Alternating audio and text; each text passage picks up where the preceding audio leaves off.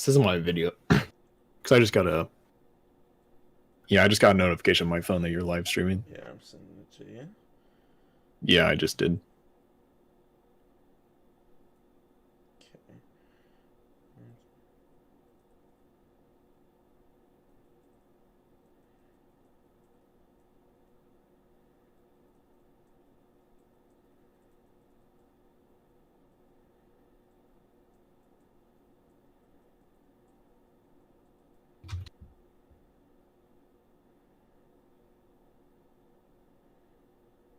Alright, it's announced on the server. I'll put this on my Twitter too. And we should be good to go. Let's wait for some people to get in here too.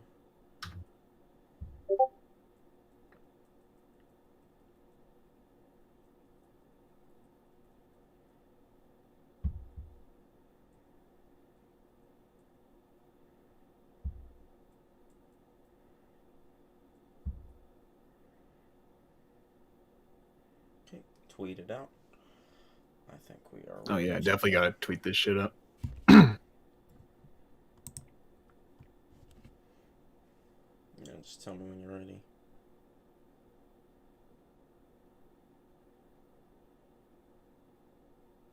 Tweeted what you said. Good stuff. Alright, let me pull up the chat. Let's see what's going on in the chat. Ooh, who would win in a fight between Jiraiya or Orochimaru? Orochimaru.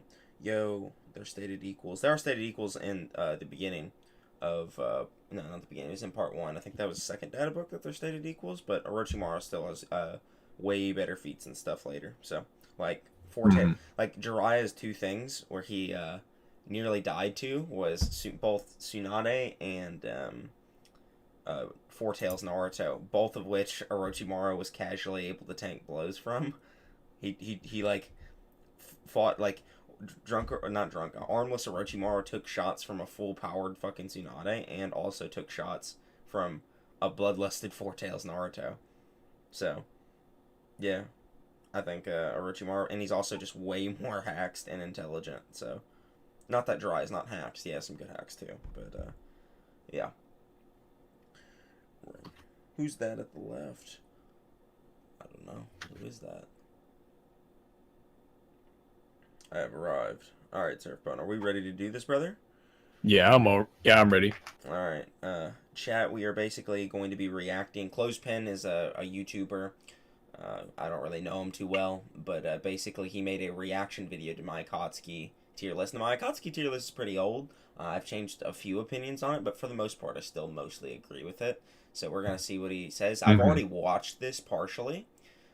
Just part of the way through, and he says some pretty interesting things. Surfbone has already actually watched all of it, though, so he already knows what's about to happen, and he's kind of here to see my reaction. We're gonna give our opinions on it, so yeah, I've kind of like developed some opinions as like, so I watched this to kind of just like kind of think about what he says a little bit more, and to kind of really just because there's some really interesting things he says in this video, and I will say that I'm not gonna harp too much on Clothespins here. He kind of does admit that he's not much of like a Naruto's power scaler or a power scaler in general, and just more like he claims that he has a really good memory, especially when it comes to fight scenes, which is a very interesting claim to make with all the stuff that he says in this video. So just I also have a good memory because I've watched every fight Naruto probably 10 times. So we'll see. Well, he says that a lot because especially because he's known for exposing Mastar a lot. So he says when he's watching Mastar Media's videos, he immediately is able to see which fight that he traced from. So that's how he gets his like good memory from. But considering certain claims he makes in his video, I'm not so sure if it's like it's definitely not perfect. I'll say that much. Yeah, exactly. Also, if you want to give me money, super chats are enabled. I'm just kidding. But all right, let's just go ahead and jump right into this. No more playing around. You ready? Yeah, I'm ready. All right, 3, 2, 1. All right, let's go to Noodles. I am personally more of a DC fan. Now, when it comes to movies and TV shows, absolutely Marvel. Absolutely Marvel. Is it the wildest Akatsuki tier list you have ever seen? Is this the one I'm guessing? Yes. Yes. It is wild. I love the Marvel fandom. Like, I think Marvel is better when it comes to mainstream representation. I just like the comic books of DC better. Good. Who'd you rather, Monica? Instant transmission would not be useful at all. Bad. Like, Goku has to concentrate. He has so many other factors to use instant transmission. Thor beats Superman. Read my fan fiction. Nuff said it's Bullseye. If you could prove that to me, I'd be interested in seeing that, because I still think Superman would speed blitz. Thank you again for $5 donation. Much love. So skills. I am interested to see if you have too. legitimate feats that say that Superman would lose, because I'm actually curious. Can you elaborate on Goku and Beerus not being far enough in space? Because I remember watching. They definitely look like they were in outer space. They would just be at the upper levels of the atmosphere. You could still be out there and still have oxygen without leaving the actual atmosphere. Otherwise, their effect on gravity wouldn't have kept them within the atmosphere. That's why. So he fell, he's talking right? about If Goku fell MCU. and he didn't have the power of flight, he was still within the gravitational pull, we can talk, which means he wasn't all the way out in another time, space. Clothespin. Right? Yeah. Like, he was able to fall to matters. Earth. The gravitational pull was still pulling him in, which means he wasn't fully in space. I do need to make some MCU videos. Might be working with key issues in the future. Yeah, dude. Kai, yeah. Bullseye has been non-stop donating, bro. You've missed it. He has been the OG today. Oh yeah, He's apparently definitely this been one hella guy going is just like donating. Alright, so like, let's a move bunch of this money over to here the entire and play it up. Gamers. I'm back again with my first Naruto video. God, hearing my voice back then is so. Yeah. I will say so that's does definitely he have one an of the actual changes. tier list that shows it at the very end, or no? Oh, he just wanted to No, see the list. He does not. Okay, cool. No, I will say this. there. Based upon who can consistently win against. Probably should have stronger actually and did more that. That's a good dangerous idea. Just have opponents. like Yeah. a We're not list gonna waste any in more one time. panel. Starting off at number 12, we Yeah. have White Zetsu. White Zetsu is virtually the Akatsuki scout and spy. Almost every time. Wait, he's including the Zetsus as an Akatsuki member? Huh. Yes. I mean, they are Akatsuki members. Am I supposed to not include them? Like, Literally known as the guy who goes out and gathers intel for the Akatsuki. motherfuckers got a Akatsuki robe, right? So Yeah. they're like Black Zetsu and White Zetsu are like a pair, right? That's what they do. So might as well. Just makes the list DC more got wrapped by interesting those anyway. people who can't write a good Yeah. story. Somewhere gathering information. Who would really pick Monica over Rachel? Wait, so is this actually based off of feats? Yes. Yes. And statements. Like, are these to say, like, who's the strongest and whatnot? Yes. Deadliest, You were- basically. Who has the highest combat ability? I will say he skipped that. I think he skipped that part of the video. Yeah, he did. Would make do as a replacement for Yamato if he was unable to retrieve him.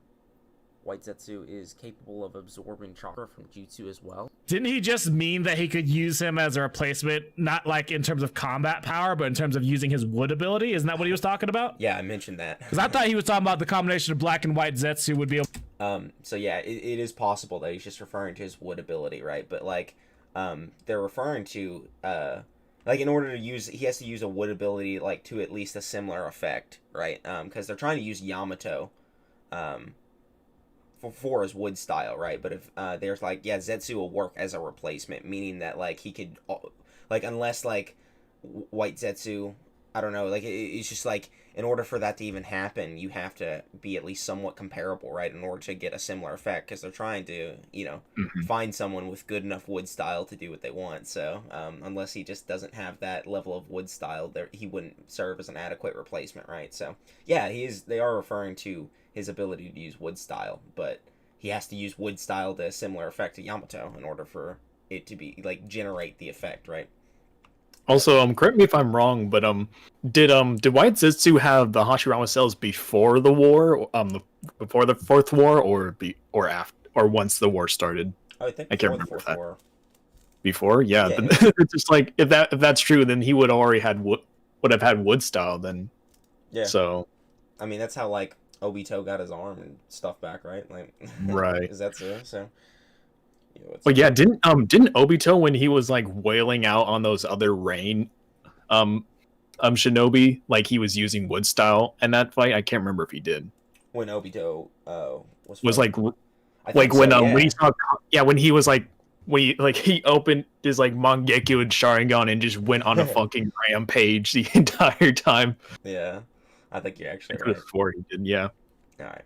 So no, I don't think it would wood be ability, and that's why he was going to Yeah. use him as a replacement. Not necessarily that he would be as strong as Captain Yamamoto. I'm not saying he's as strong as him, just that his wood style is similar. I'm actually trying to say Thor beats him out because I wrote that way in depths of the author fallacy. Oh, okay, I got you, Bullseye. Well, I still appreciate you regardless. Thank you again for another $5 donation. If you actually legitimately wrote a fan fiction, shit, with how much you've been donating tonight, I'll read it. And was even capable of resisting the effects of maize acid, which was able to melt Sasuke Susanoo, something the Raikage wasn't really able to deal with even. Wait, he was able to resist it? When was he able to resist it? Yes. Show it on panel, bro. he showed it on screen. It's like right here. Yeah. And all this stuff going down, he just like lives. So, like, yeah, he's right here. You know, he's chilling. Like, he is getting like melted, but he's like still alive. The one thing that May is good at, like White Zetsu was able to deal with that shit, and it was melting like Sasuke's Susanoo, and the Raikage couldn't even get through that shit. So yeah, exactly. What does that tell you? Yeah. Which was able to melt Sasuke Susanoo, something the Raikage wasn't really able to deal with even. I don't remember him being able to resist it. I remember her blowing onto the Zetsu and it melting. You remember wrong. he showed it on panels, bro. Marvel has a social justice warrior problem on the films. Interesting, Rudolph. I would like to hear why you think that. Ability to phase through solid objects such as trees and through the ground. Wait, YouTube says I'm not subbed to Noodles anymore? The ability to set Let me an fix alarm that. You over better fix vast that. areas, and has the ability to camouflage himself in situations requiring stealth. White Zetsu has insane utility and puts up a So these are the decent fight deadliest against Akatsuki Shinobi members. Lines, Yes. but lacks the combat Yeah. to place him any higher on the list. Moving on, at number 11 we have Hedon. Hedon is Oh, actually yeah. more powerful than a lot of people give him credit for. He's definitely Most down of the there. Things. Hedon is actually strong. We're gonna skip past that one because we already know he's immortal. We already know why he'd be down at the bottom. He doesn't have very good strength, speed, or skill-based feats. He just has a crazy hacks. Like, Well, actually, his hand-to-hand skill's not that bad. Like, he's able to fight on par with Kakashi and Asuma. And Asuma in particular has a statement in the third data book that basically says he's the most skilled close-hand combat fighter, which would include people like Guy and things like that, right? So he's actually super, specifically referring to his like ability to use chakra blades and stuff. And Hedon's able to fight heavily on par with Asuma and tag him at multiple times. So Hedon's actually a really skilled like close-hand fighter, believe it or not. that one's Yeah. Well, Captain Also, Marvel just want to say real quick, like, I know he doesn't mean anything bad when he does this, when he just skips like the entire Hedon section, but just like something that like happens a lot in this video is that he really harps on where you place them, and he doesn't really go into like listening into why you put them at these places. Yeah. It's just like even if you have like it's like, say if you have like, if he agrees that Pain was like number 1 on the list, it's like, oh yeah, I'm not going to listen to the reasoning. It's like, well, what happened if like Noodles' reasoning was just that he's the leader of the Akatsukis, and like for the reason, so why wouldn't he be number 1? Yeah. It's like that's the thing that you should be like criticizing, not where he puts certain characters. So just wanted to really point that out. Yeah. Also, like, just from the bit I watched, like, he asked a lot of questions that I answer in the section, and he's just because he's skipping around like that. So, this is a pretty in-depth video, even for back then. So, just, I wish he would have paid a little bit more attention, had patience. But he's on stream, so I kind of get it. You know, he doesn't want to sit here and watch a whole 24-minute video with some weird monotone kid. So, I understand. Are you and Jar still making the Madara versus Aizen video? I'm waiting on Jar. Like, I've been writing. I've just waiting on him. Yeah, the animation's already done, but Jar's been done for months, and I've just been like waiting on him to tell me when we're gonna record the script. And yeah, it hopefully it'll come out sometime before the end of time, but we'll just see. So yeah. Anyway, hey Dad, have you ever debated him? No. Superman still wins. Group. This in turn makes Bullsby the next Mr. Beast, bro, for real. Next, at number 10, we have Conan. I'm just going to quickly go over her, as there really isn't that much information known about her, at least pertaining to scaling. But she would why would she beat the other two? Same reason Shikamaru would beat Hidan. Okay. So Hidan lost to Shikamaru's paper bombs, and he's literally stated to be the slowest member in the Akatsuki. Like, by his own tradition. Yeah, and Conan's thing is paper bombs.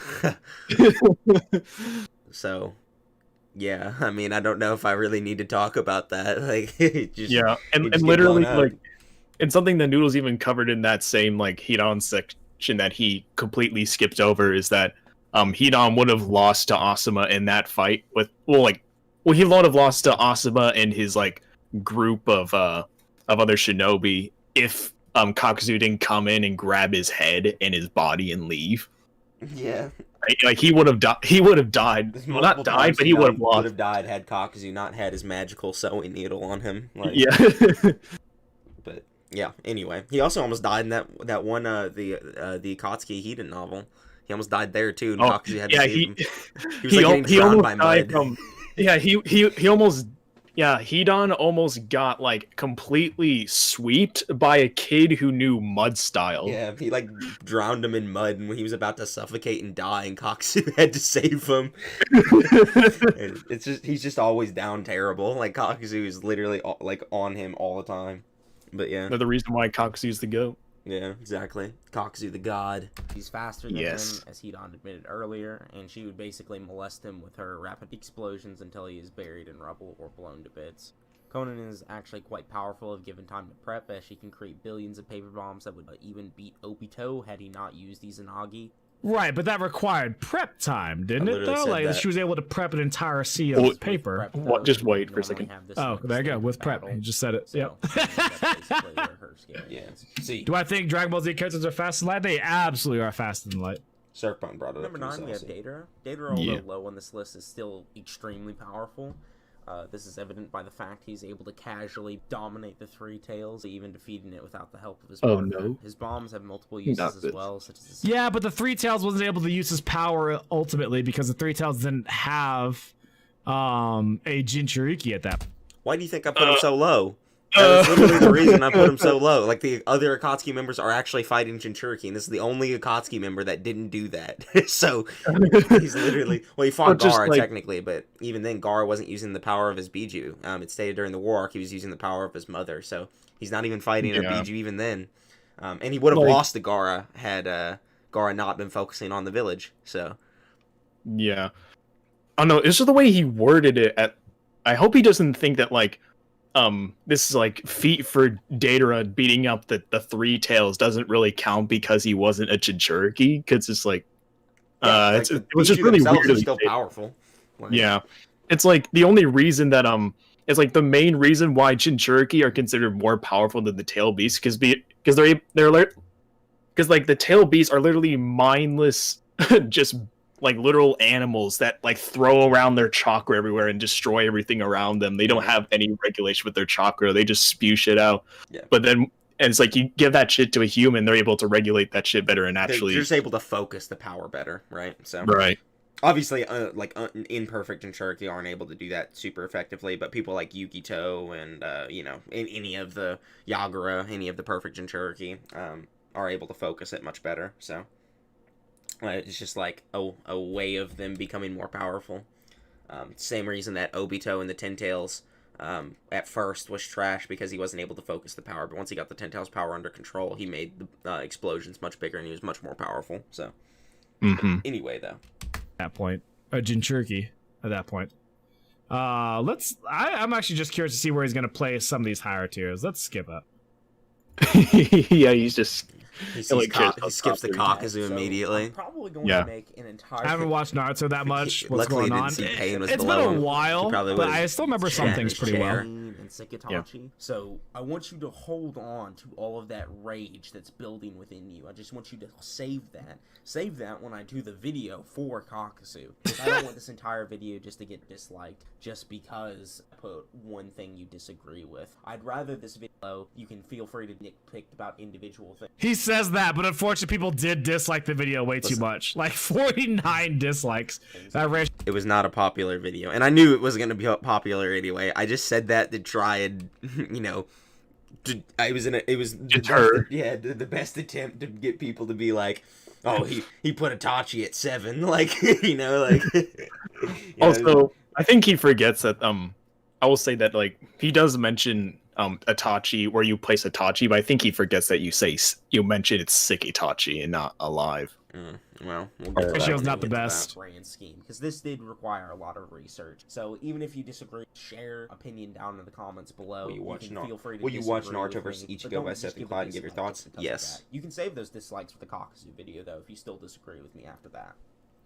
Read Luffy versus My Hero Academia characters CB article. Zetsu. We'll take a look. Firstly, it's worth noting that Black Zetsu is literally hundreds to thousands of years old and why would that make him the third deadliest, though? Watch this. What makes him the third deadliest? Why is him being old make him the third deadliest? Which makes him incredibly intelligent. This isn't why he's high on the list, though. Dummy. Black Zetsu has the power to integrate himself forcefully with another being, as we saw him do against Obito. While he was doing this, he was capable of controlling a practically dead Obito's body. Now, I know some of you are going to bring up Mei reacting to Black Zetsu, but he was holding back hard in that situation because he was still waiting to unleash his hidden plan, so he didn't want to expose all of that too quickly. He has much... Right, but... Oh, so Nick Gullen, you missed it, Lucas. We already debated Lucas, and he hung up on me because he was losing. Why would Black Zetsu be third? He said he has the ability to be able to integrate themselves into someone's body, but Black Zetsu to integrate himself into Obito's body, who was already severely weakened because he fought. Severely weakened Obito is still like able to react to Kaguya and shit. Like just because he's weakened doesn't mean anything. And he's still controlling a Rinnegan too, which is extremely difficult to do. So and there's just very few people in the verse that can resist like chakra possession, I guess is what it would be. So it's just a very difficult jutsu to get around, and he's also just got really good speed. So yeah, it's just really nasty. And also, I didn't talk about this in the video. Yeah, you do. The feat of him piercing Madara is actually an AP feat, because it's not like Dragon Ball when people are off guard, they lose their durability. People still maintain their durability passively in Naruto. Like, it's not like Dragon Ball in that way where people lose their durability. So him piercing Madara is actually a thing he could do to a lot of people. And the fact that he's able to speed blitz a lot of them is also basically him surprise attacking them anyway. So, you know, it's like he would just be able to do that to most of the Akatsuki, and they just wouldn't be able to do anything about it. You know? Right. You also do mention the video that, like, specifically why Obito having a Rinnegan in the first place is actually impressive, and you mentioned the whole like shit with Nagato and how like it was basically like, well, like I think you said like with Obito it was like making him insane and shit with how like how when he first got the Rinnegan, he was nearly completely overwhelmed by its power. Just one. And Nagato is like a baby handled too, was my argument. So I was thinking like Nagato would probably also be able to resist this effect, you know, which is kind of like a counter matchup, even though I don't think Pain would be higher than Zetsu. Like, I don't think he is more deadly than Zetsu. I think he just has the, you know, the rock, paper, scissors matchup with Zetsu, so it'd be better for him. Like, I think he'd still probably lose just because he might just get speed blitz in one shot from a rod, but, you know, it's at least worth the mentioning that he would probably be able to resist that effect, you know. Black Zetsu is also Kaguya's essence. I feel like people forget that. Yeah, they do forget that.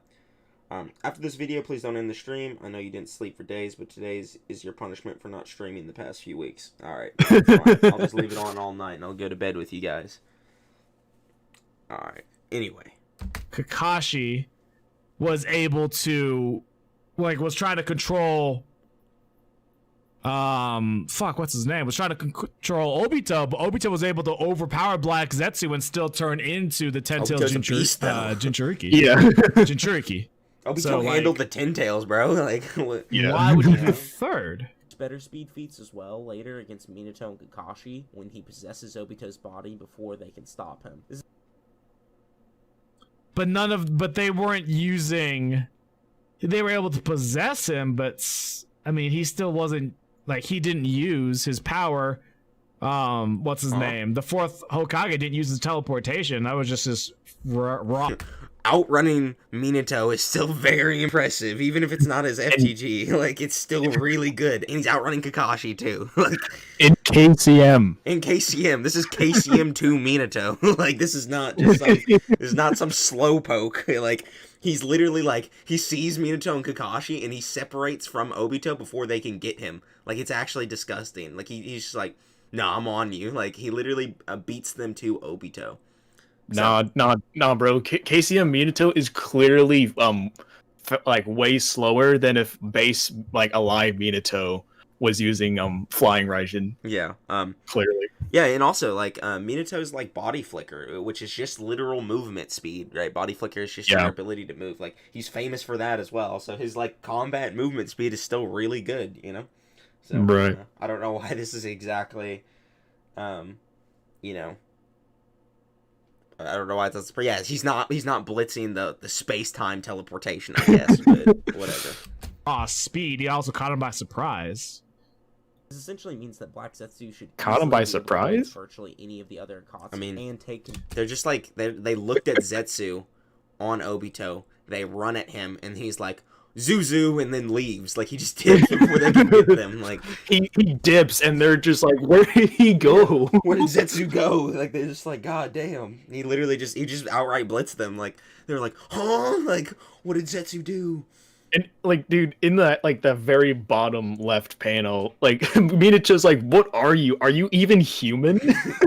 they're literally shook from what Zetsu just did. Didn't like Minato say something similar when he was like when 8 Gates Guy was just wailing on Jubidara as well? That like it was like that 8 Gates Guy was not like what he was doing was not human or something. Yeah, I don't know. It's just I felt like he said something similar. I don't know. For sure. I don't remember, but it's possible. Technically, Black Zetsu did kill Madara, even though it was sneak attack. Yeah, but it was a sneak attack, so he has the ability to like manipulate the chakra. That wouldn't make him that powerful, though. Manipulate chakra? He just stabs him. Like he just stabs him through the chest. Like I don't know what chakra he's manipulating there. He just runs up behind his back and kills him. Like that's all that happens. Oh, would he? Man, he just really he just like before he like stabs Madara, he just like somehow touches him, gets him to relax his body to the point where it's just like with Goku, where he just stabs a rod through him. That's not how that works. No, I'm pretty sure this Gaara saying those movements weren't him. Yeah, it was Gaara talking about 8th Guy. It should be noted, however, that Obito was somewhat capable of resisting this effect, presumably with the use of his chakra. Oh, there you go. Yeah, they addressed that. Was only able to implement one of Madara's renegades. Yeah, Jack the Greek, we already got at it with Lucas. I called him. I'd be down to he couldn't defend a single point that he made, and so he angrily hung up on me. Deadass. He was trying to recount a fight scene to me and was recounting it wrong. You know how I go with fight scenes. $10 donation from It's Bullseye again. One more dono before I go. If I ever did a fanfiction, I would write the most powerful anime character that ever lived and use his poop and pee, boogers and farts to beat his opponent. If you somehow ever made that canon, like an actual manga or anime, if you ever had enough money or publication to do that, I would read it just so I could say that he would beat Goku. But I appreciate you, Bullseye, seriously. Thank you so much for your donations tonight. I know you're peacing out of here, so I really appreciate you. You not only was the Rage Quit amazing, but all your donations for tonight, fucking amazing, man. I really appreciate the hell out of you. Thank you so much. I wanted to ask you when you made your first donation if you wanted to become a member of the channel, but you've already done more than enough. So I appreciate the fuck out of you regardless. We are doing some power scaling here, Grim. I don't think Black Zetsu was necessarily being able to hide his entire presence. It's just that Madara didn't consider him an enemy, right? Like, why would he consider him an enemy? He thought that he created him. Caught him off guard. Like, I won't say that he blitzed Madara. That would be ridiculous. Yeah, no. Like, he did have Sage Mode, but I think he didn't think Zetsu would turn on. Like, he obviously was sensing Zetsu. He just didn't think Zetsu would stab him. So it was like, I mean, no one was expecting that. Yeah, it shook everyone. It shook up the world. So yeah, literally Black Zetsu. I'm pretty sure everyone's like vastly aware. Like Black Zetsu was just so intelligent that he was able to make all the events in Naruto. Like he was pretty much behind like the vast majority of like the major events in Naruto. He has like the best nobody was able to. Series. Yeah, and nobody was able to perceive that or was even aware of it. Yeah. So. And it even caught Madara off guard. So. Yeah, exactly. He was only a child. What this essentially means is that Nagato could arguably resist this effect in much the same way he resisted the corrupting influence of the Rinnegan Eye. See, I really don't feel like Black Zetsu's that strong, because in this panel that he's showing right here, he was asking Sakura to stab through the Rinnegan to get it taken away, and he was able to hold back Black Zetsu's Again, Obito's a fucking monster. Like, it's not like near dead with the 10 tails removed out of his body, he's still reacting to Kaguya. And like, with the remnants of his chakra, he turned Kakashi into DMS Kakashi. Like, he's a monster. Like, it's not him being able to control Zetsu is not weird. Like, it's not out of place for him to be able to do that. So that's not a deity feat. Like, literally, Kakashi getting another getting DMS made him one of the strongest characters in Shippuden, like, immediately. Yeah, just getting one other Mangekyo Sharingan. Yeah, just getting Obito's Sharingan and the chakra that comes with his Sharingan made him into a guy who could, like, potentially blitz and destroy Kaguya. Like, he was a Sage of Six Pads character. And he's still reacting to Kaguya with Kamui. He saved, I can't remember if it was Kakashi or Naruto. I think it was Kakashi. From Kaguya's, like, bone thing that she sent out or whatever. Like, he literally Kamui'd away. So, he's still crazy. He's a beast. So, yeah. Anyway. Influence enough to have her do that. And then afterwards, with still Black Zetsu in him, was able to give back Naruto's chakra of the Nine Tails, like, with Madara attacking him at the same time, you know? Like, I feel like that wasn't, like, so why is he placing him so high? I don't get it. How much do I know about power? I'm placing him high because not very many people resist possession. And not very many people have the speed scaling Zetsu has. And if I were to remake this video, I would talk about his AP as well, because piercing Jubidara is not something a lot of people can just do. Like, you know, and being off guard does not change that. They don't have some, like, the reason in Dragon Ball people, when they get caught off guard, they get damaged easier is because they don't have their ki that's blocking it. But chakra doesn't function like that, right? Chakra in Naruto can be used to enhance durability, but it's usually used through a transformation. So like the Raikage's lightning armor, Kakuzu's diamond armor, you know, things like that, right? That specifically increase durability. But like, for instance, with taijutsu, right? It doesn't use chakra, right? They still have this physicality, regardless of their chakra, right? And you know, they have a passive durability that's just the same as they have like of that same physicality with their taijutsu. It's separated from their chakra. So just getting tagged by something even off guard doesn't change your physical durability, because Madara isn't enhancing his durability with some jutsu. He just has this normal physical durability. So if I were to like jump in real quick, you can correct me if I'm wrong about the whole like Naruto shit, because like with Dragon Ball, it's literally a thing where it's just like unlike in Naruto, they're literally suppressing their bodies and ki to the point where they're like slow enough, or they're like just strong enough to fight somebody. And that's why like we see shit like Goku being hurt by a bullet, or Goku being able to be pierced by like a regular laser. And it's just like with Naruto, it's not like they're suppressing themselves. They're literally just like, it's mainly like they're just pulling their punches, and they're not really just going all out. You can use chakra to enhance your physical abilities, right? But you don't have to. Yeah. Like Lee and Guy don't use chakra like that. Like they're just really physical and strong, right?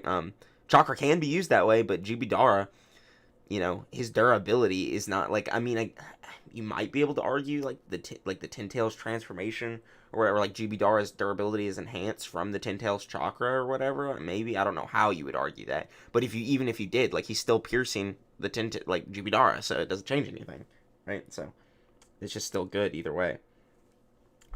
Anyway, let's continue. Like, I really don't know much when it comes to like the terminology. I'm more just good at memory.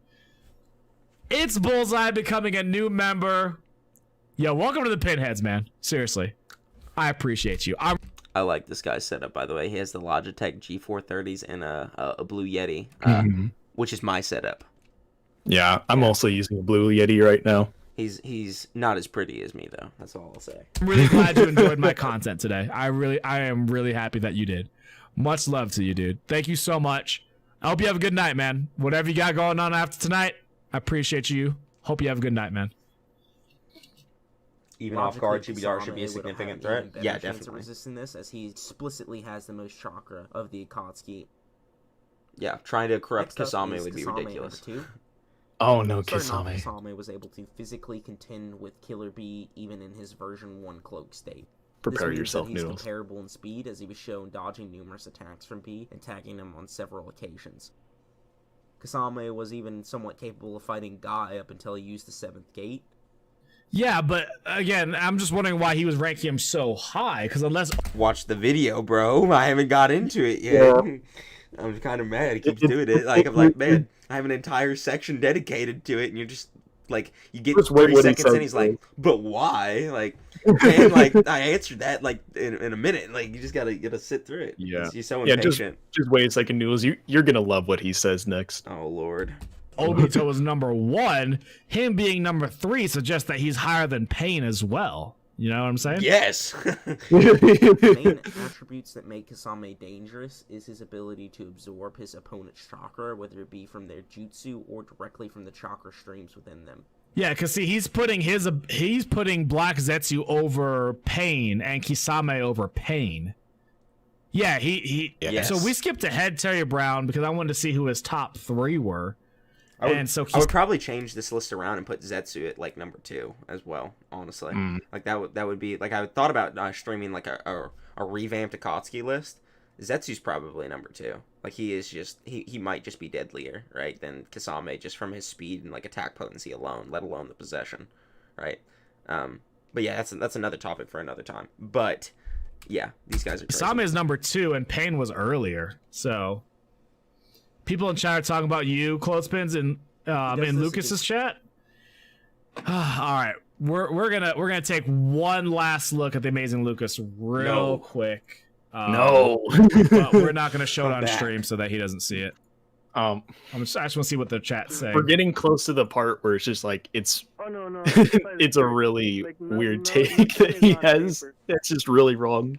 Why did you hang up on Clothespin? Like, I don't want to be too harsh on the guy. Like, he just seems like he's just kind of making like a casual video about it, right? Right. But, yeah, that's why I don't know. He even said like he's not much of like a power skiller, but he only said he doesn't know like the terminology and shit, and that but he has really good memory. But but there's some things that we're about to witness where I doubt that that's why I say I don't think it's perfect.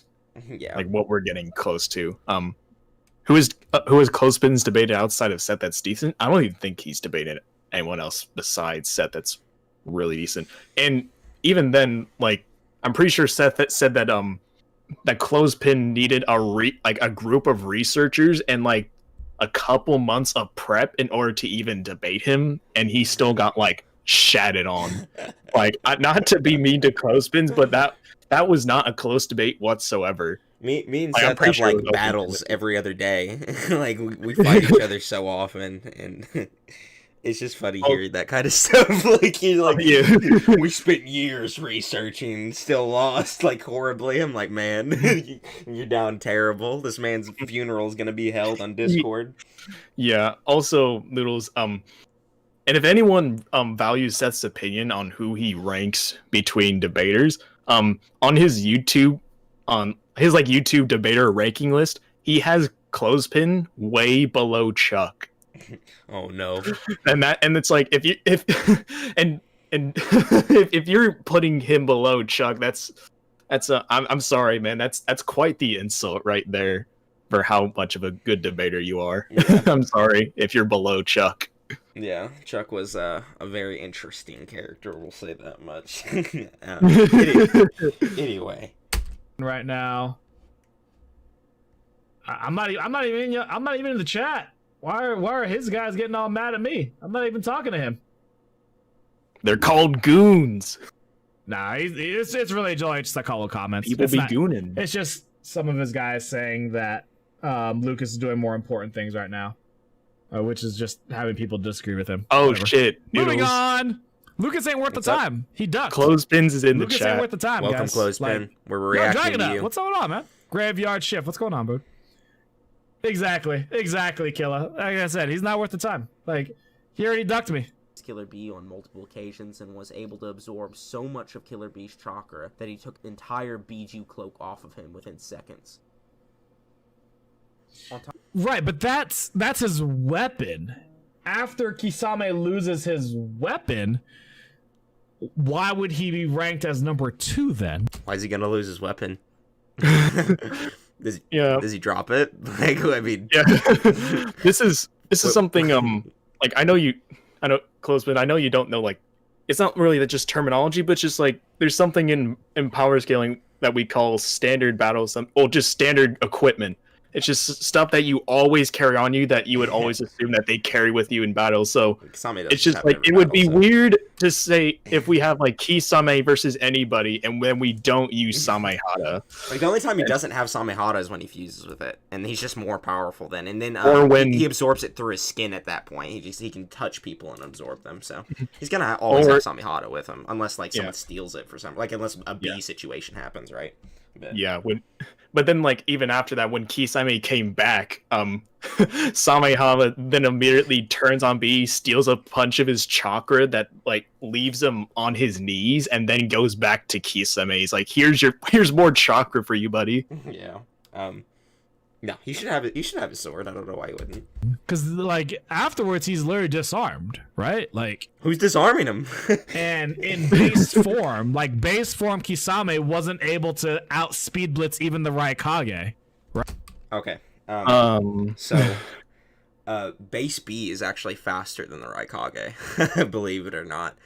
There's multiple points. I actually showed this a bunch of my Akatsuki video. Base B is consistently able to react and move alongside KCM Naruto and people like Itachi who's able to fight KCM Naruto. There's just tons of feats. Like, people just downplay how fast B is all the time. There's a feat during the war where Base B is able to, like, speed blitz and intercept the version 1 Lightning Cloak Raikage. Like, Base B is able to do that. So, Base B is actually faster than the Raikage.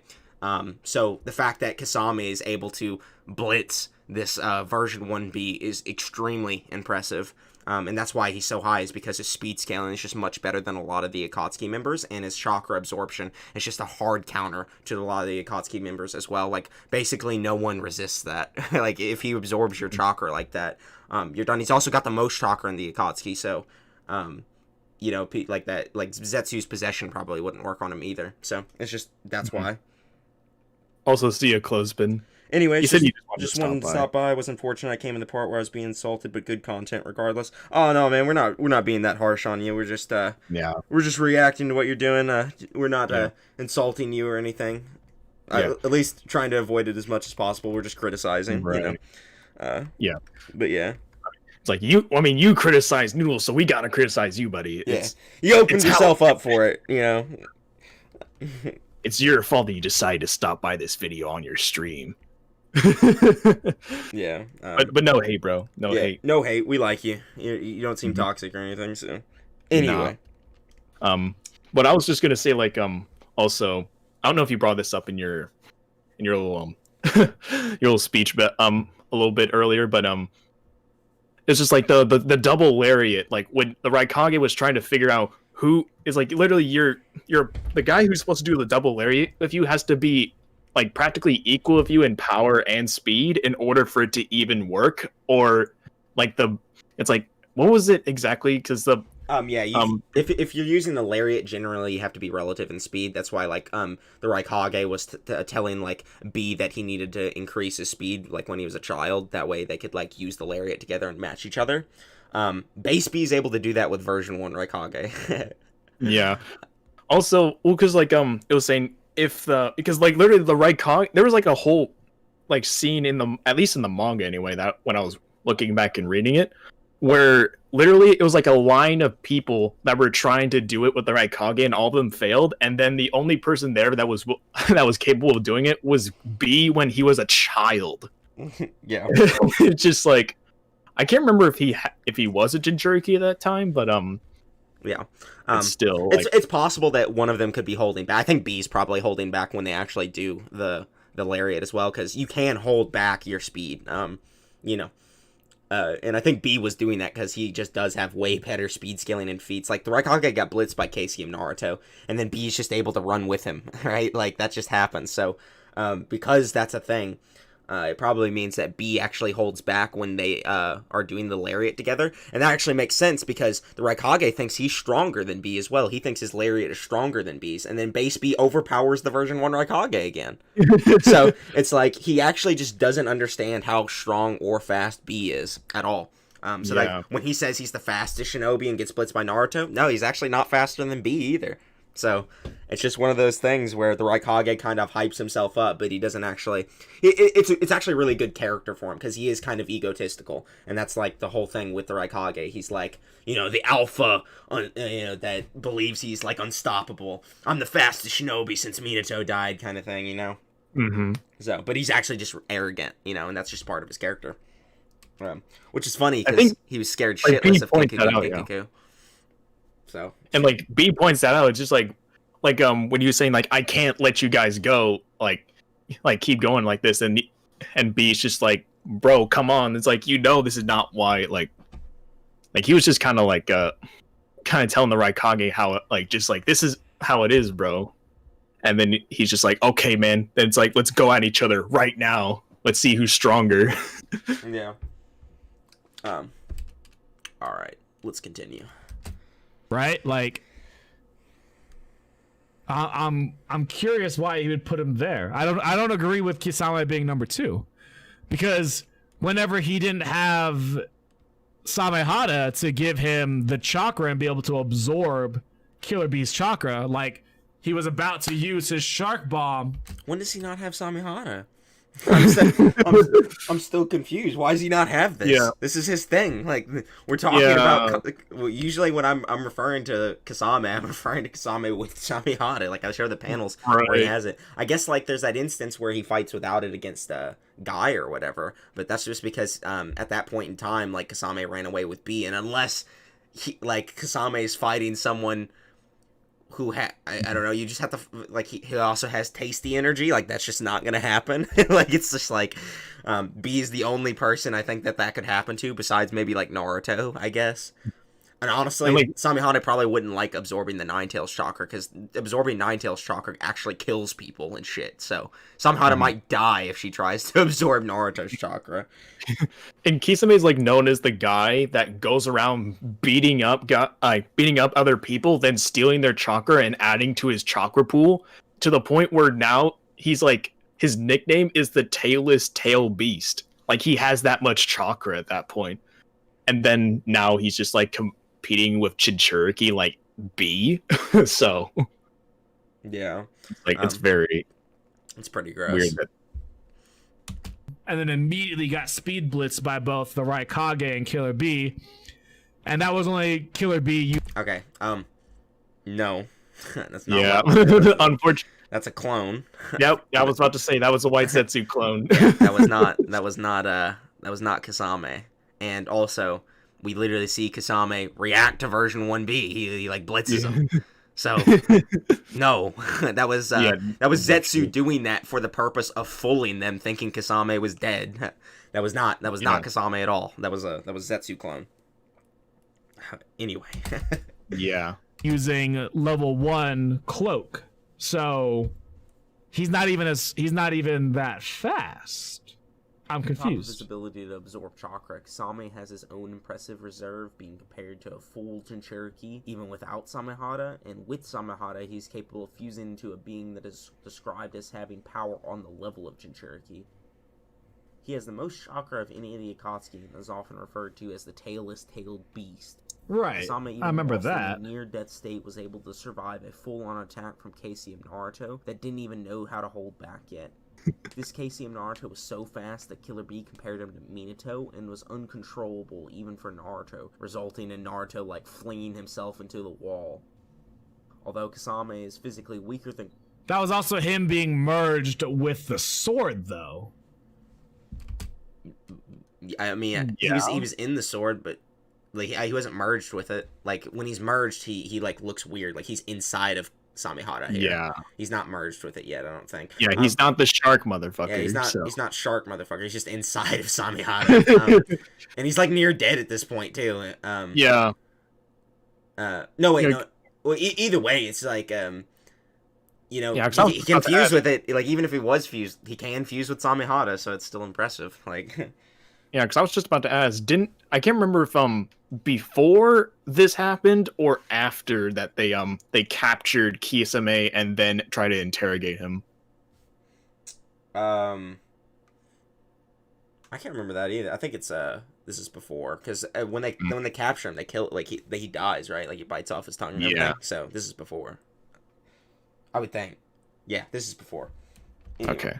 Noodles started OnlyFans. Dude, killer beans are such high protein. Kakuzu, his ability to just drain absolutely massive All right, it's after Surfbone. in one go. Okay. Kakuzu's Earth Sphere and Armor Jutsu like completely useless. This would essentially mean that Kasame is easily capable of harming him. On top of this, he also has access to the giant waterfall jutsu, which allows him to create this like massive water bubble that was comparable in size to an entire forest. While this jutsu is on the field, Kakuzu would be unable to maneuver around properly and would find his chakra being drained by the water. Right, but this would also mean that he had to absorb enough chakra to be able to use this. He was only able to... No. He does have, in fact, enough chakra to use this normally.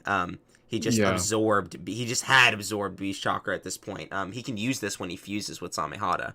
I don't think there's anything that says that he needs Beast chakra to use. Like, he also has a retarded amount of chakra himself. Right. So, like what we were just talking about, it's like, it's not like that chakra goes away. It becomes a part of his chakra pool. Like, that's just how much chakra he has now. It doesn't go away. Yeah. It literally is a part of him, so. Yeah, and, like, he could do that to people. He could absorb people's chakra and then use this jutsu, so. I mean. Yeah. Fine with me. Like. Mm-hmm. I don't know. Like. He used this after he absorbed a bunch of chakra from Killer Bee. So he would hit Samehada, and him would have to merge for him to be able to use this and absorb enough chakra for them to merge in the first place. No. Right, I understand that, Grim, but he was only able to merge with Samehada after he was able to absorb this much chakra from Killer Bee in the first. Okay. Him merging with Samehada and him absorbing Bee's chakra are not related at all. He can merge with Samehada whenever he wants. So, just because they both happen in that same fight doesn't mean that, like, again, this is like correlation thing. Like, just because they both happen in that fight doesn't mean that that's what causes it. Also, I'm fairly certain you literally mentioned in the video that Kisame, even before he went into his shark form, was stealing like so much chakra away from B that he went from version 2 to version 1. He stole like an entire Biju cloak off of him. He stole the version 1 Biju cloak off of him. Like, it was a ridiculous amount of chakra. Yeah. How much he just stole that from was him. That was before Shark motherfucker. So. Yeah. Right. I mean, first place, they never show him. What did he think about the Kakuzu placement? I don't think he's recognized it yet. I was waiting for him to see it. So wait till you hear what he says about Kakuzu in a few seconds. He's about to mention it. This is gonna enrage me. Merging with Samehada, except for this moment, and that was after he absorbed enough chakra from Killer Bee. So I still don't see how he at this point scales above Pain. Okay, here's Pain's speed scaling. Base in Sage Mode Naruto and Pain Arc Kakashi. Okay? Here's Kasame scaling. Above version 1B, who scales above base B, who scales to KCM Naruto. KCM Naruto, the same one that blitzed the Raikage. KCM the one Naruto, who's much faster than Pain Arc Naruto, right? So, the best speed scaling Pain has is significantly worse than the best speed scaling Kasame has. And basically Kasame would just absorb all of Pain's chakra instantly. Like, I don't see how he would be able to stop him from just taking his chakra and dying. Like, literally most of the Akatsuki would not be able to get, like, would the Pain just try to swim out? They would just try to swim out of this, like, forest wide, like, water bubble. It's like Pain could probably Shinra Tensei it, maybe, or maybe Chibaku Tensei it, but I just think he dies before that even. Like, I don't think it's like he just gets all of his chakra absorbed. Like, he just gets blitzed in one shot. And Kasame's powerful enough to one-shot him, too. Like, when he's in his fuse state, it's stated that he has the power of a Jinchuriki. Like, the strength of a Jinchuriki. So, because of that, and also there's a statement that the Akatsuki members are stronger than Jinchuriki. And Pain's best durability feats, like, island level. And the BG are consistently, like, small country to multi-continental, right? So, Kasame could just one-shot him with AP or chakra absorption. It doesn't necessarily need either of them. You just use either of those. And then you have Pain, who's just, like, he's getting, like, thrown around by Six Tails cloaked Naruto. Yeah. Which, Six Tails Naruto might be powerful, but we just have no... Like again, Six Tails Naruto's best feat is that island-level BG bomb Pain tanks. That's it. It's island level. Like, it's not great. That's Six Tails Naruto's best scaling. So, that's Pain's best durability feat, too. Yeah. Anyway. He's gonna mention Kakuzu in a second, I swear. I remember him mentioning Kakuzu somewhere. It's really funny, though. Okay. Like, I don't get that. Which would make him weaker over time while Kasame grows in power. This would inevitably lead to Kakuzu just being utterly This chat is angering Kasame. me. I watched this shit today. Finally, What is he talking about? This list, Orange Mask Obito takes the #1 spot in the Okay, well, that's obvious. We don't even need to go through that one, right? Like, Okay. Good. All right. Like, this one's obvious, right? So, Obito's obviously the strongest, right? So I don't know. Black Zetsu might give him a run. Yeah, sure, but if you debate Kasame versus another character, you would Zetsu might be stronger. You would like use already fused Kasame. I know. I would argue that you wouldn't, Grim, because already fused Kasame was only in that one instance, and that one instance was with fighting specifically Killer B, because that's how he was able. That's how he was able to absorb that much chakra, right? So like that's very circumstantial. Yeah, in his context, but I feel like his context doesn't make sense, right? Like his context doesn't make sense why he would put him in order to be able to beat somebody like Kakuzu. Like, oh, wait, he doesn't think Kasame beats Kakuzu? Yep. Huh? Yep, that's what he just said. Did Clothespin just become my homie? Like, what just happened? Kakuzu above Kisame. I've never heard anyone on the planet say that in my life. I've never thought anyone would replay that so you make. Yeah, in his context, but I feel like his context doesn't make sense, right? Like his context doesn't make sense why he would put him in order to be able to beat somebody like Kakuzu.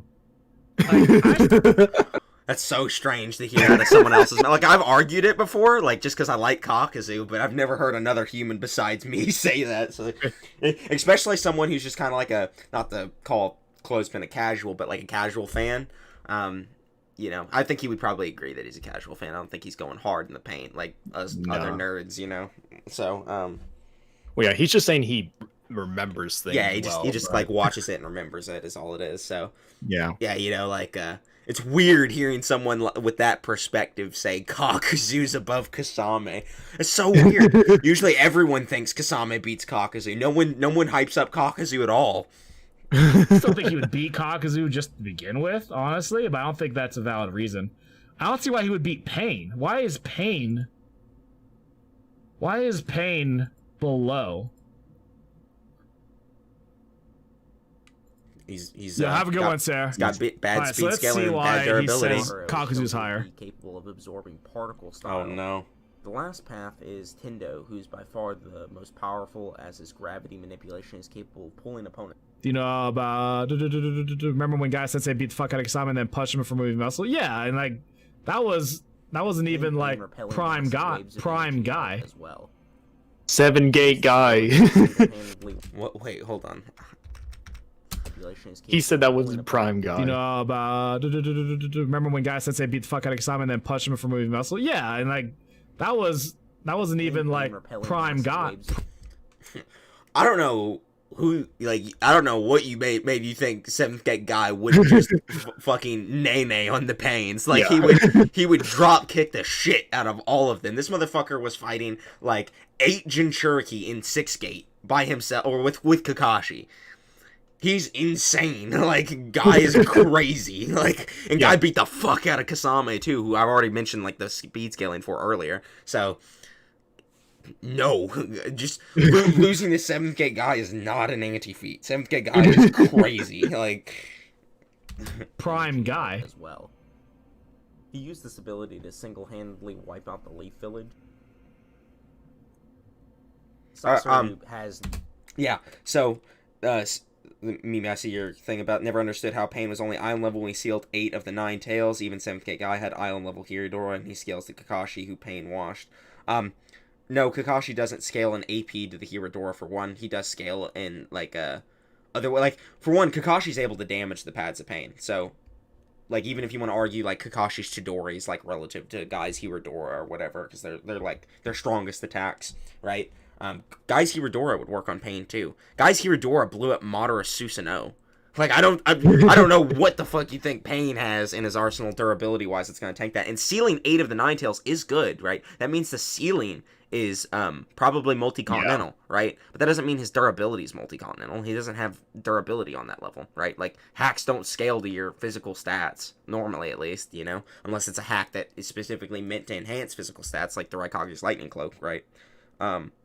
This was literally, like, Pain's last resort against like 6 tails Naruto that was like basically gaining more tails as he was fighting him, and just like it's like he was literally getting fucked up. He's like, okay, I need to use my last resort, Shinra Tensei. Yeah, like, and Guy boxing up Rinnegan Obito and Baseless, and we don't talk about that feat. Like, it happened, and I just don't want to acknowledge it. Like, Guy is cracked for no reason. Like, it's weird.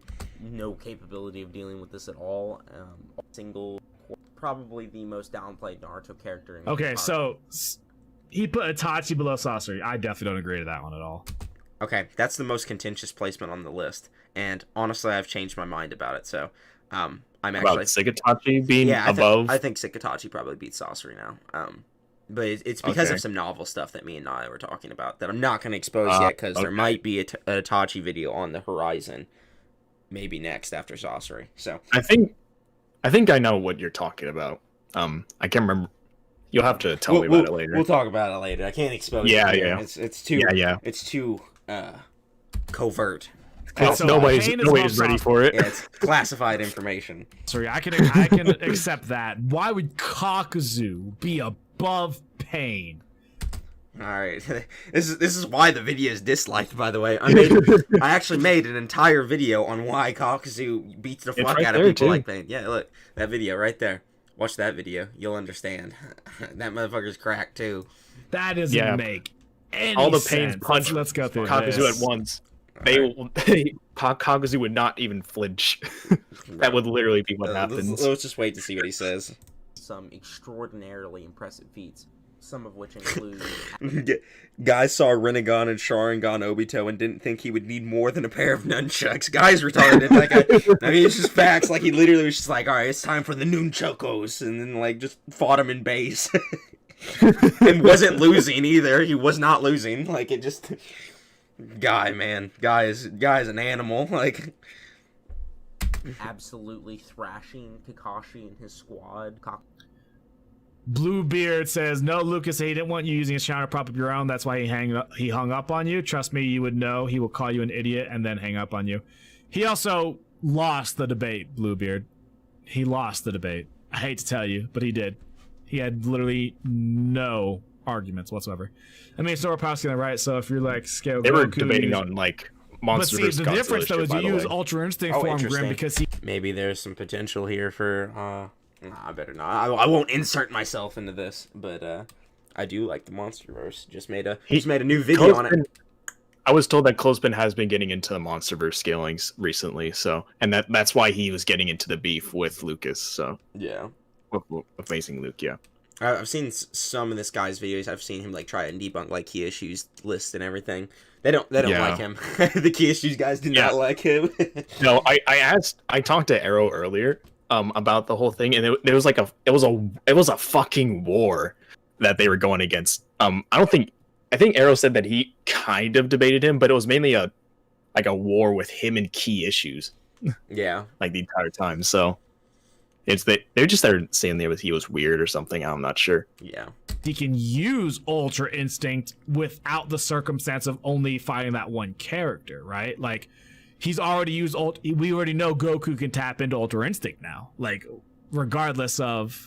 What's your thoughts on Kong scaling for GVK? Go watch my recent video that I just uploaded. I ranked the entire MonsterVerse, and I talk about Kong extensively in that video. So let's go watch that. So who he's fighting, he can tap into it. We already know that now. Wise guy so powerful in these random moments. I don't know. He just is. He's a cracked motherfucker. He was able to constantly catch him off guard with his attacks. It's even like one point where Kakashi sees Kakuzu running at him and he gets freaked out and he's like, he's fast. Oh yeah, I mean taijutsu wise, he was definitely bodying Kakashi. Group. The same Kakashi. Good. This actual same. Bluebeard, if you want to hop into my VC, I'll be happy to. You can take the amazing Lucas's standpoint, and I will. I respect Clothespin for this though. He's about it. He's willing. He's down to get dirty. I like that. Yeah, that's my attitude. When people start questioning me and like start arguing with me, I'm like, all right, we can talk about it. You know, just hop in VC. I mean, from what I've heard, he's very approachable when it comes to like if you disagree. Yeah, he seems like a super nice guy. Like I know we're kind of like pooping on him right now, but it's just because we don't like his Naruto opinion. It's not because he's not a cool dude or anything. So. Yeah, I think the only time I think I heard that said like where he really got like pissed off in a debate was when this debate that he keeps mentioning is with his debate with Amazing Luke. He seems pretty heated about it. I don't know what happened, but some shit happened. He was not happy with it. Some shit went down. Yeah. I mean, the guy rage quit out of calls, so. All right. Anyway, we'll be happy to body you on the exact same conversation. I think Kakashi was capable of fighting the Paths of Pain, including Tendo, possibly the strongest one. Even with a half-dead Kakashi that was like prone on the ground, Tendo was still too afraid to get close to him. The only time Kakuzu was ever even harmed by Kakashi was... He wanted to play it safe, though. Like, playing it safe doesn't mean he's scared of him. I mean, what else does it mean? It means, like, yeah, I'm not going to get close to him just in case. Like, I understand, like, he probably wouldn't have been, killed by him, but Pain is still not fucking with it. He's like, I could just walk up and kill this man, but let's just take this nail out of a board and fire it from a safe distance. Like, he's obviously timid of Kakashi's power, because Kakashi one-shot a few of the Paths of Pain, so he's obviously still wary of his power, right? Kakashi is definitely like a threat to Pain, right? And that's all the statement was to establish, not to say Kakashi's stronger than Pain or anything, because obviously he lost, right? It's just to establish that Kakashi is a relevant threat to Pain, which he's kind of a threat to Kakuzu as well, but not really. Like in the fight, he got like the only times he damages Kakuzu is when Kakuzu is distracted on the rest of his group, right? And he gets like sneak attacked from Kakashi, and when Shikamaru's plan or whatever with Hidan's blood works out for him, which wasn't even Kakashi. Like, neither of the instances where Kakashi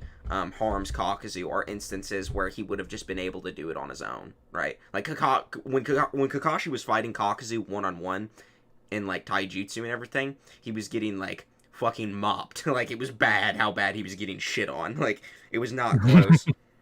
Yeah, literally this scene was, like, that scene from Pacific Rim where it was like the Jaeger that had just beaten that one monster, and as they're walking away, he's just like, wait, I know this guy's dead, but let's check for a pulse. And instead of going over to him and like checking, they literally just shot from a distance. He kept shooting at him until they like literally saw his rib cage, and they're like, yeah, no pulse. And then they started walking away. That's literally what Pain is doing right here. He's like I could go over there and to really check if he's dead, but like, I'm just gonna fire a nail from a distance instead. Yeah, you should debate Air Tiger on if Kong was stronger than Godzilla and GVK. I mean, we saw the fight happen. It happened. We saw what happened. Like, Godzilla won. Like, I don't.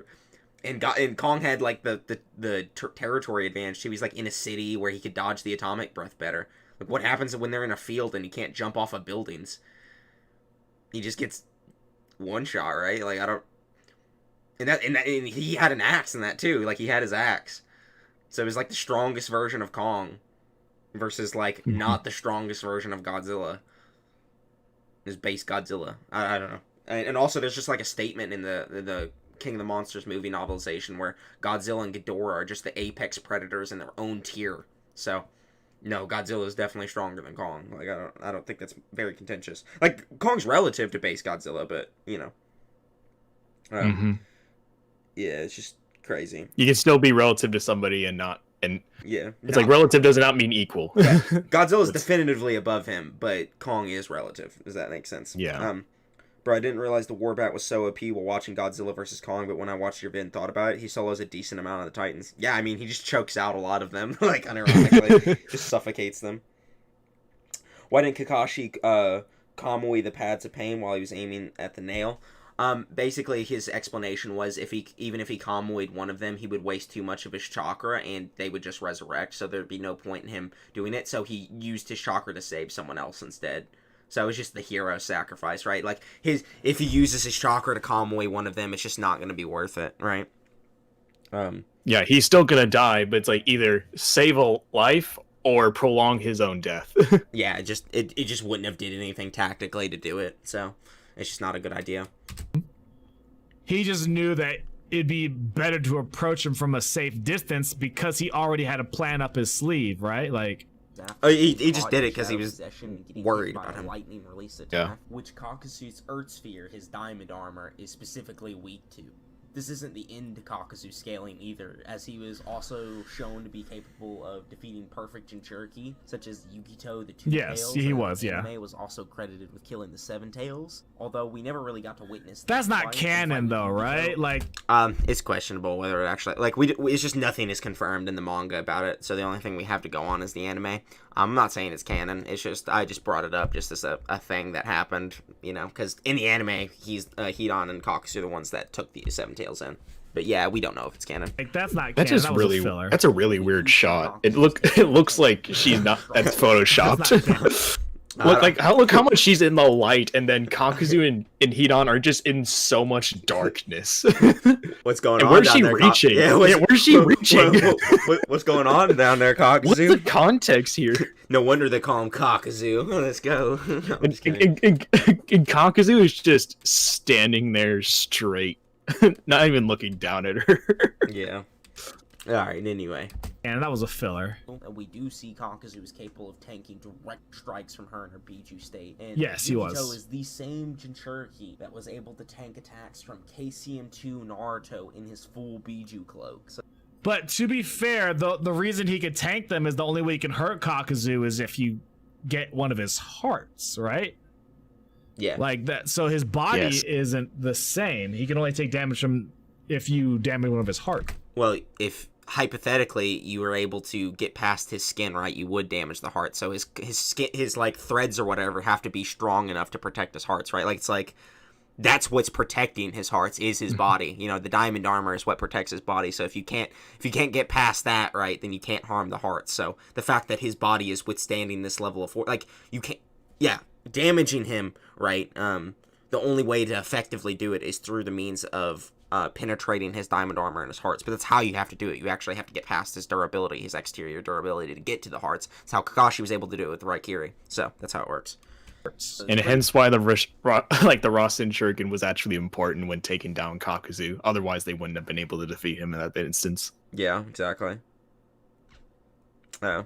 Anyway. Impressive that Kakuzu is able to deal with this. The Akatsuki in and of themselves are meant to be capable of dealing with Biju. That's kind of like their entire purpose. Pain even believes that if there's a pair of each Akatsuki member, that the Biju or a Jinchuriki have, like, absolutely no chance of dealing with them. And Kakuzu and Hidan specifically don't have any, like, method of bypassing durability. So they are literally required to physically beat the shit out of Jinchuriki. And the fact can these people on YouTube stop saying using me for views? That's what everyone does. Lucas does the same thing with people like Crowder, and again, Clothespins and Planet Bane debate. Exactly. Killer. Anyone who says clout chasing as a negative connotation don't know what the fuck they're doing. Why would you not want to clout chase? Like, to build your clout. Like, what if you're trying to build any kind of following, whether it's to make it a full-time job or not, like, why would you not want to chase clout, right? Regardless of however you do it, like, why would you not? You're trying to build your channel. Rasen Shuriken greater than Two Tails. You know, it's not necessarily greater. Like, there is that feat of it, like, fucking up the Nine Tails or whatever. It's not necessarily greater in attack potency, but when Tsunade's describing the Rasen Shuriken's effects, like, they're like, studying Kakuzu's, like, corpse or whatever, she specifically says it doesn't have... It's less of a physical attack and more of a... It functions more like a poison, so it's kind of like...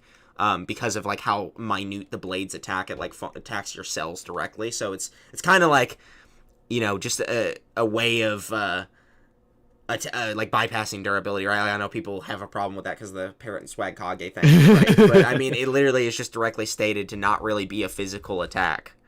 So it's not really interacting with Kakuzu physically, it's more so interacting with him like a poison. And I don't know if you know how poison functions, kind of like a disease, right? So unless you think, like, Itachi wasn't durable enough to tank his, like, sickness or whatever, you know, like, his durability played a factor in that, then, yeah, it's not just, like, a physical attack. It has other properties that will kill you besides just, like, physical brute force. Like, it has brute force, too, but, that's not really the major reason, it killed Kakuzu. It probably just bypassed his diamond armor completely, you know? But anyway, yeah, the Rasen Shuriken's pretty nasty. And people also forget this. The Rasen Shuriken one-shot the Pads of Pains, too. Like, it wasn't like... It's not like this is something that, like, is seen as weak, right? This is the same jutsu is also what made Naruto... There's literally a direct statement that the Rasen Shuriken is what made Naruto more powerful than Minato. That's a direct statement. And, like, I forget what it was from, but it's like...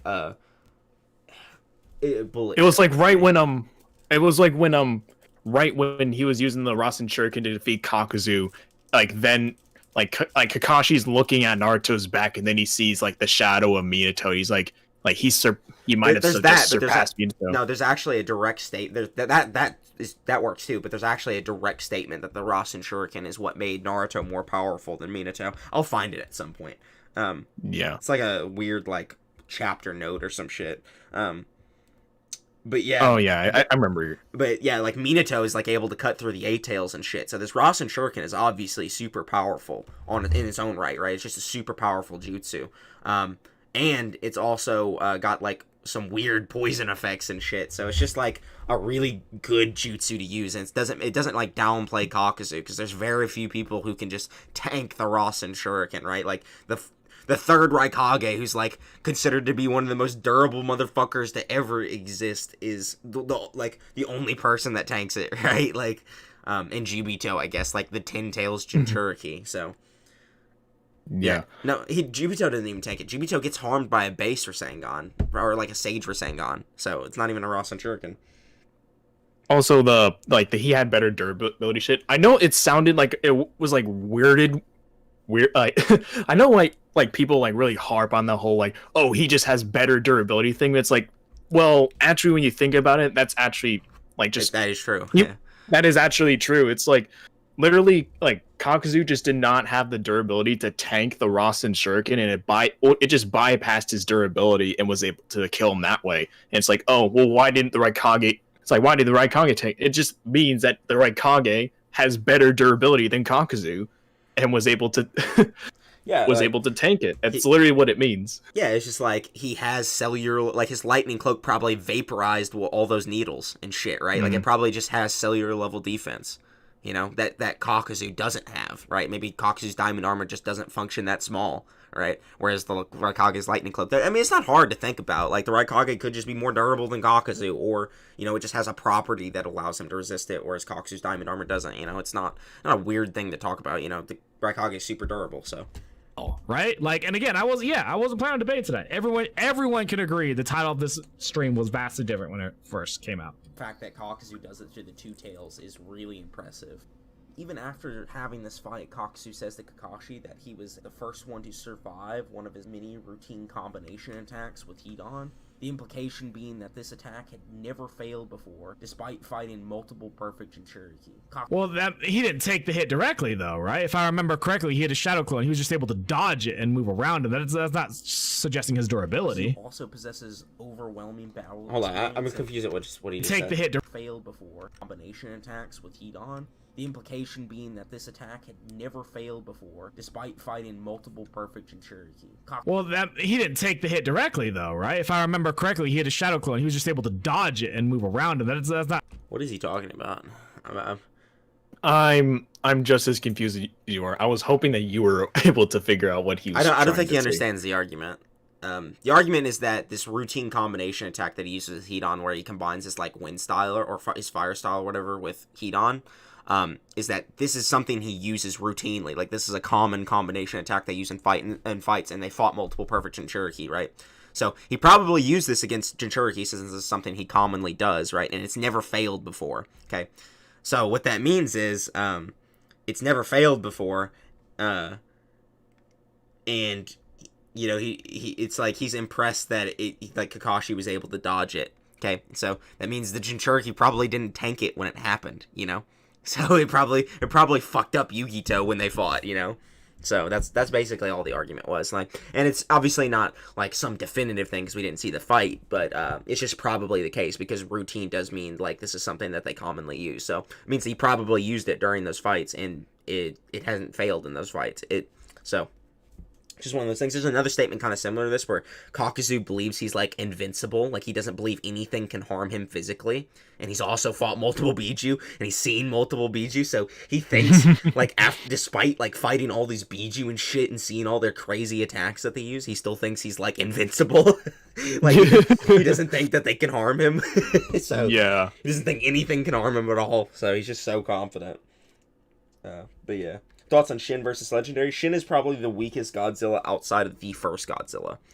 And Monsterverse Legendary Godzilla is extremely powerful. He's one of the higher ones. So, yeah, that's basically that. Like, Shin Godzilla was getting harmed by, like, basic missiles and shit. You know? He got defeated by the army. That should let you know how good he is.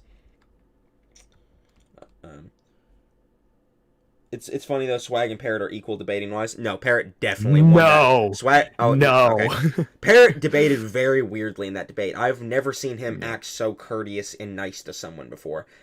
I always wondered like if it was like just because he was like monitoring his behavior because he might have thought it would get uploaded or something.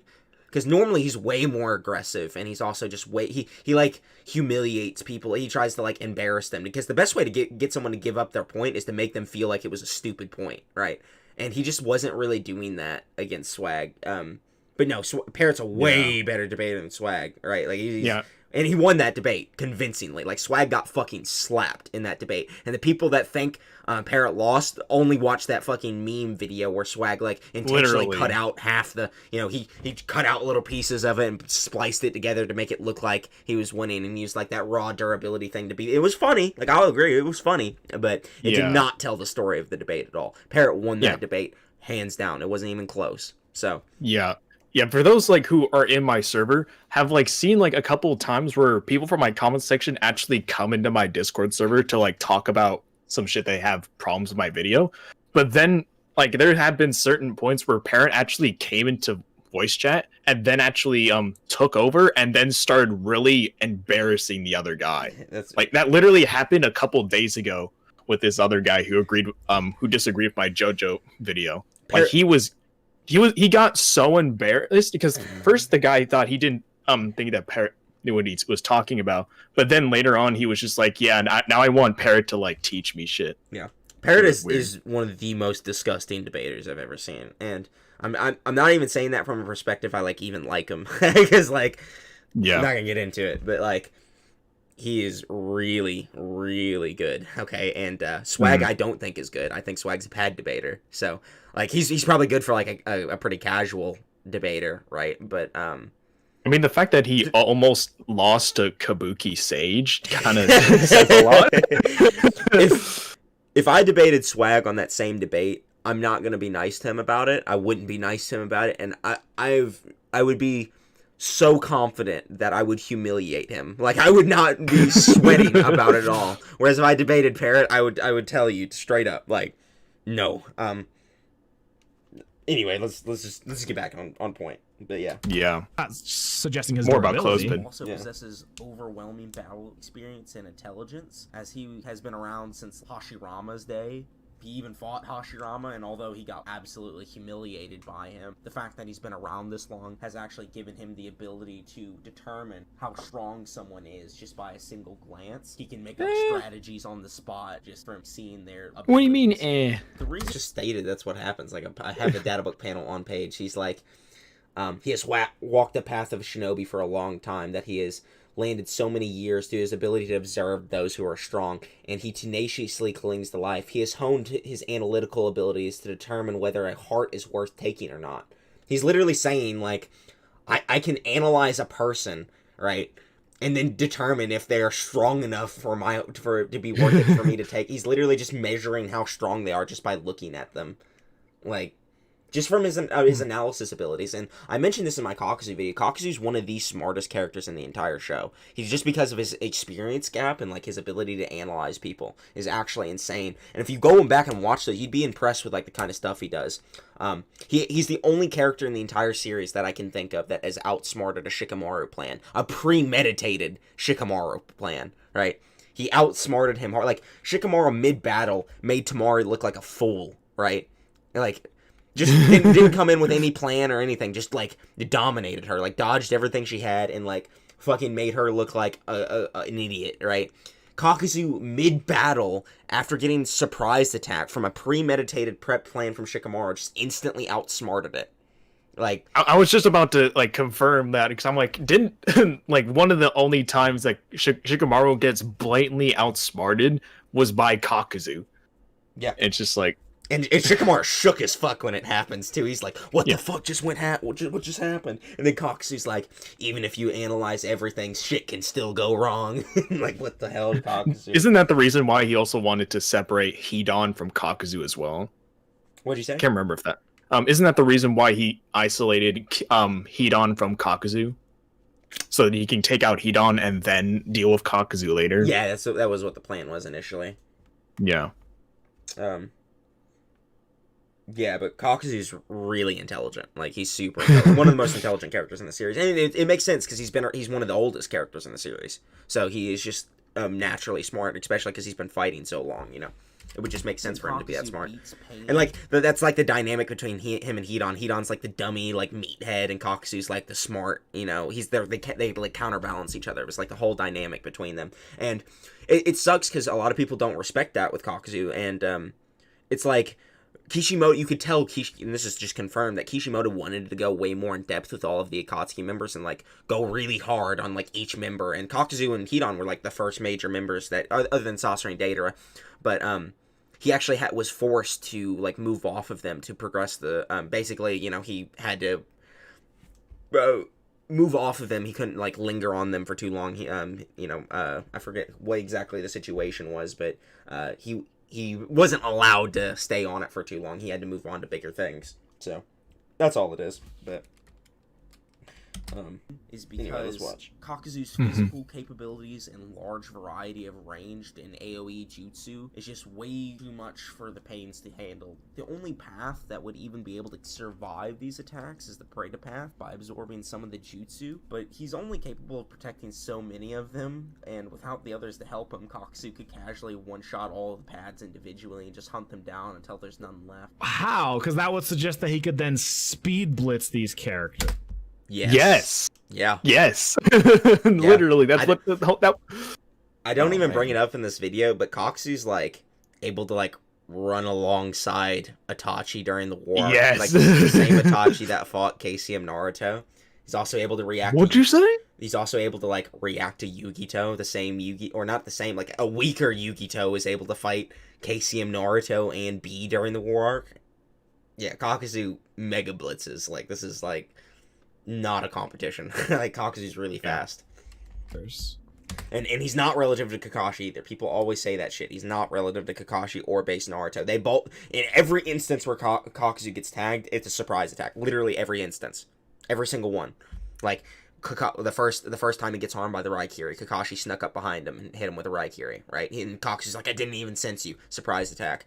Naruto specifically says he used clones to divert Kakuzu's attention to hit him from behind with a Rasen Shuriken. That was the second time. That was the third time. The second time was when Shikamaru Kakashi grabbed some blood after the first Raikiri and gave it to Shikamaru to use on Hidan, and Hidan thought he had Shikamaru's blood, but it turned out to be Kakuzu's blood, and he stabbed him. So every instance where Kakuzu gets harmed, he's being surprise attacked. So it's not you can't downplay his speed that way.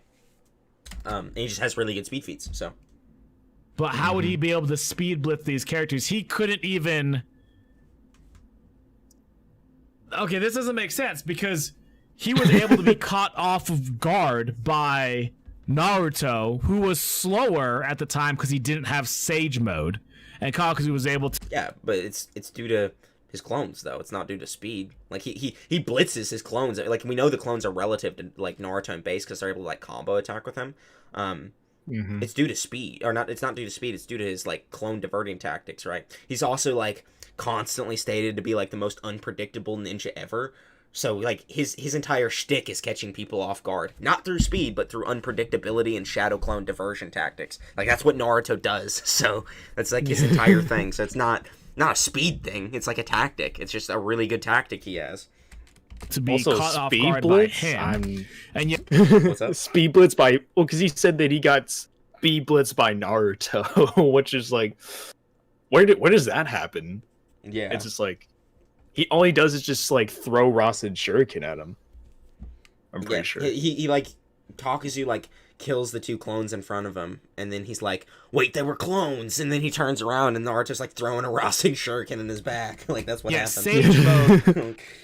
Like that's literally what happened. Naruto was able to go toe to toe with the different Pains because all of their visions sync, right? Like he was only able to catch Pain off guard when he was hitting him with attacks that they couldn't see coming, right? Like using the chakra to flow out of his fist, even though he dodged it and then still hit him. So before base Naruto is able to swap hands with Pain, literally. Yeah. So later, he was like keeping them off. I can't remember. I think wasn't he like talking to Paula saying something like, you gotta set something up because I want to get back into Sage Mode again. Yeah, and you can't even say he's holding back either, because in that instance, when Naruto runs out of Sage Mode or whatever, Pain's like, this is my chance, and he like sprints at him. Like he's like trying, this is like his opportunity to go and seal away Naruto. This is like his chance to get him, so he's not holding back. And also, you can't even argue he's weakened, because like a page later it says his power is returned. So he's not even really weakened here. So it's like a full-powered Pain is getting countered by base Naruto. So what that probably means is like Sage Mode Naruto is not actually that much faster in like actual physical movement speed. It's just like his reaction speed is improved, which is confirmed. That's literally what it does. It just enhances your reaction speed. So it allows you to see attacks coming quicker. It doesn't actually improve how fast your hands are moving. It just improves your perception of attacks coming at you. So it helps you defensively, but it doesn't really help you offensively. You know, it's not going to make your arm punch faster, but it will allow you to see attacks coming. You can move before, right? You're able to predict it better. And that's the difference. Also, like, I was just going to say, like, also, like, him not being able to, like, use the Shinra... It was just, like, him being, quote-unquote, weakened was just, like, not being able to use the Shinra Tensei. Because, like, they were literally talking about how one of, like... It's like, if you're ever going to attack Pain, it's within, like, this 5-second interval where he's not able to use it. But then he uses it to like destroy an entire village, and then he can't use it for 5 minutes. Yeah. So it's like he just literally couldn't do anything for 5 minutes because like his main ability that he has is just like not available to him. So it's just like if Naruto was able to take him out, that was like the chance that he had. But unfortunately, he wasn't able to do that. So yeah. Wasn't Pain weakened though? No, like a page later it says his power returned. Like he's not. Yeah, I literally just explained it. Yeah, he's not weakened. For that though, he's still able to go toe to toe with the same speed. Kakuzu blitzed that Naruto too. People forget that. Like he blitzed the clones of Naruto, which are relative to him, and Pain did not. Pain did not blitz base Naruto. So even if we're just comparing like how they performed against Kakashi and Naruto, Kakuzu performed better speed wise. So. Again, like more just speed scaling for Kakuzu being above Pain. It's really consistent. Of Sage Mode Naruto was significantly faster than base form Naruto, right? Like, So why would Kakuzu be able to take down all the pains? That would suggest they could just speed blitz them. He does. Because otherwise he's not going to get a hit in on them at all. That doesn't make any sense. Zippity, we're debunking or going through his Noodles tier system.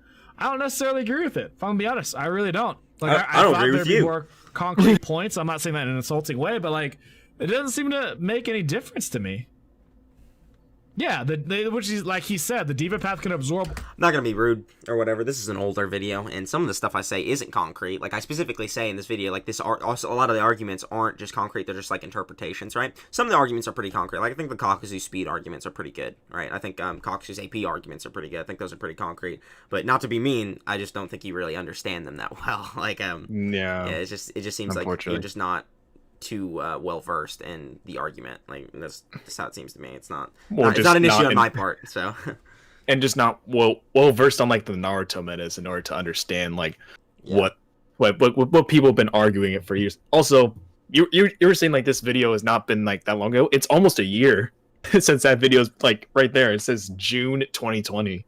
Yeah, and we're approaching June, so yeah, this is a year ago, and you'd be surprised how fast the meta's changed too. Like, a month in Discord time is crazy. Like, it's the Discord is literally a joke. Time loop is weird. Like, stuff we find new arguments every day. Still, just crazy stuff. Like, because there's so much material to go over. Like, you're just always finding weird shit in panels or weird statements in novels, different translations of data books, and just all kinds of stuff. Fan books.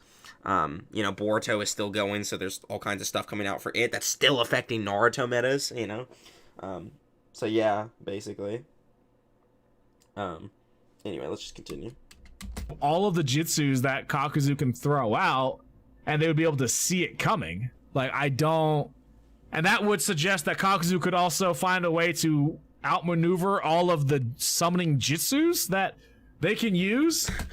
Yes. Kakuzu, the man who fights Jinchuriki in Biju. You think those fucking dog or the summonings are gonna do shit? They're getting beat up by Gamabunta. Gamabunta's never won a fight in the series. Besides that, like he got bodied by the Ninetales. He got bodied by a weakened Shikaku. Like he got bodied by a single Shinra Tensei from Pain. Like he got every bone broken in his body from that, and he's over here like destroying these summons. And you think Kakuzu is gonna like struggle with them? The animal path is unironically the worst path for Kakuzu. Like it just does not do anything. Like didn't like Tsunade like throw that rhino? Yeah, she did too. He did. He did do well against Shikaku in like speed, I guess. But like he said he took one air bullet from Shikaku. It's like if I take another one of those, I die. Like. Shikaku can two-shot Gamabunta. Like it's not. Yeah. The only like weird. Go ahead. I was just gonna say the only weird thing that the animal path has is like that multiplying dog thing. But we already saw like when I think it was like when Sasuke or somebody actually no, it was when Itachi used Amaterasu on it. It immediately like poofed away. So what happens when with Kakuzu just uses that like forest ending like flame that like jutsu. The fire annihilation shit, the nuke that he drops, like that would just vaporize that entire fucking summon. Like it would just not be okay with what happened to it. Anyway, I don't know, it doesn't make any sense. I know some of you are going to want to bring up Naruto defeating Kakuzu. However, this is mostly a matchup-based thing. For one, the wind is a technique that attacks the cells directly. But that's not the point. The point is he was still able to catch him off guard. No. He does catch him off guard, but the way in which he catches him off guard is not through... It's not through, like, physical means. It's through... Like, the reason Kakuzu beats Pain is because he's just physically more imposing than him. Like, he's just faster and stronger, right? The way Naruto beats Kakuzu is not through physical means, it's through strategy and techniques, right? He's just he's a good counter for Naruto. Is the worst counter matchup for Kakuzu, unironically. Like he is a disgusting counter matchup for him. He has the ability to damage him heavily, and he's also super unpredictable. So Kakuzu's entire thing is being able to analyze opponents and fight them, right? He can't analyze Naruto. Naruto's too unpredictable for him to figure out, right? he's just a super bad matchup for Kakuzu, like Naruto, and that's just how it is.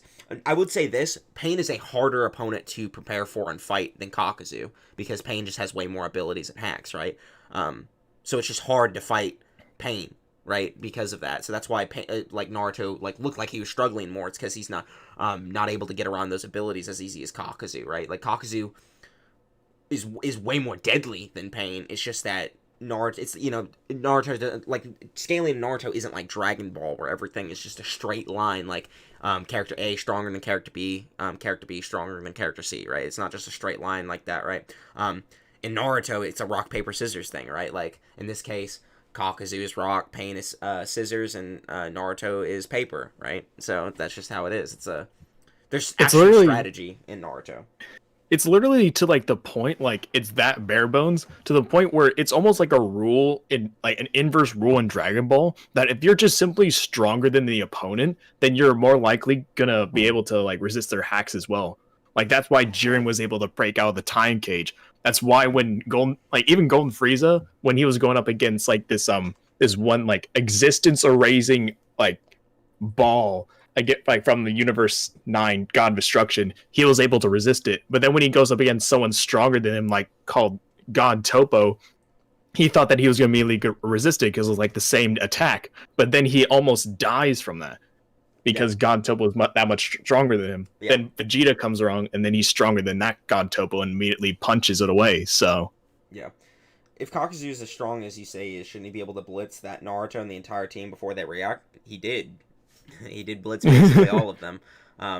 He blitzed Naruto's clones straight up, and Naruto had to use, when Naruto literally sends in 3 clones, he's like, all right, we're gonna, like, all the clones get bodied, and he's like, all right, I need this many clones to fight him, basically, in order to distract him.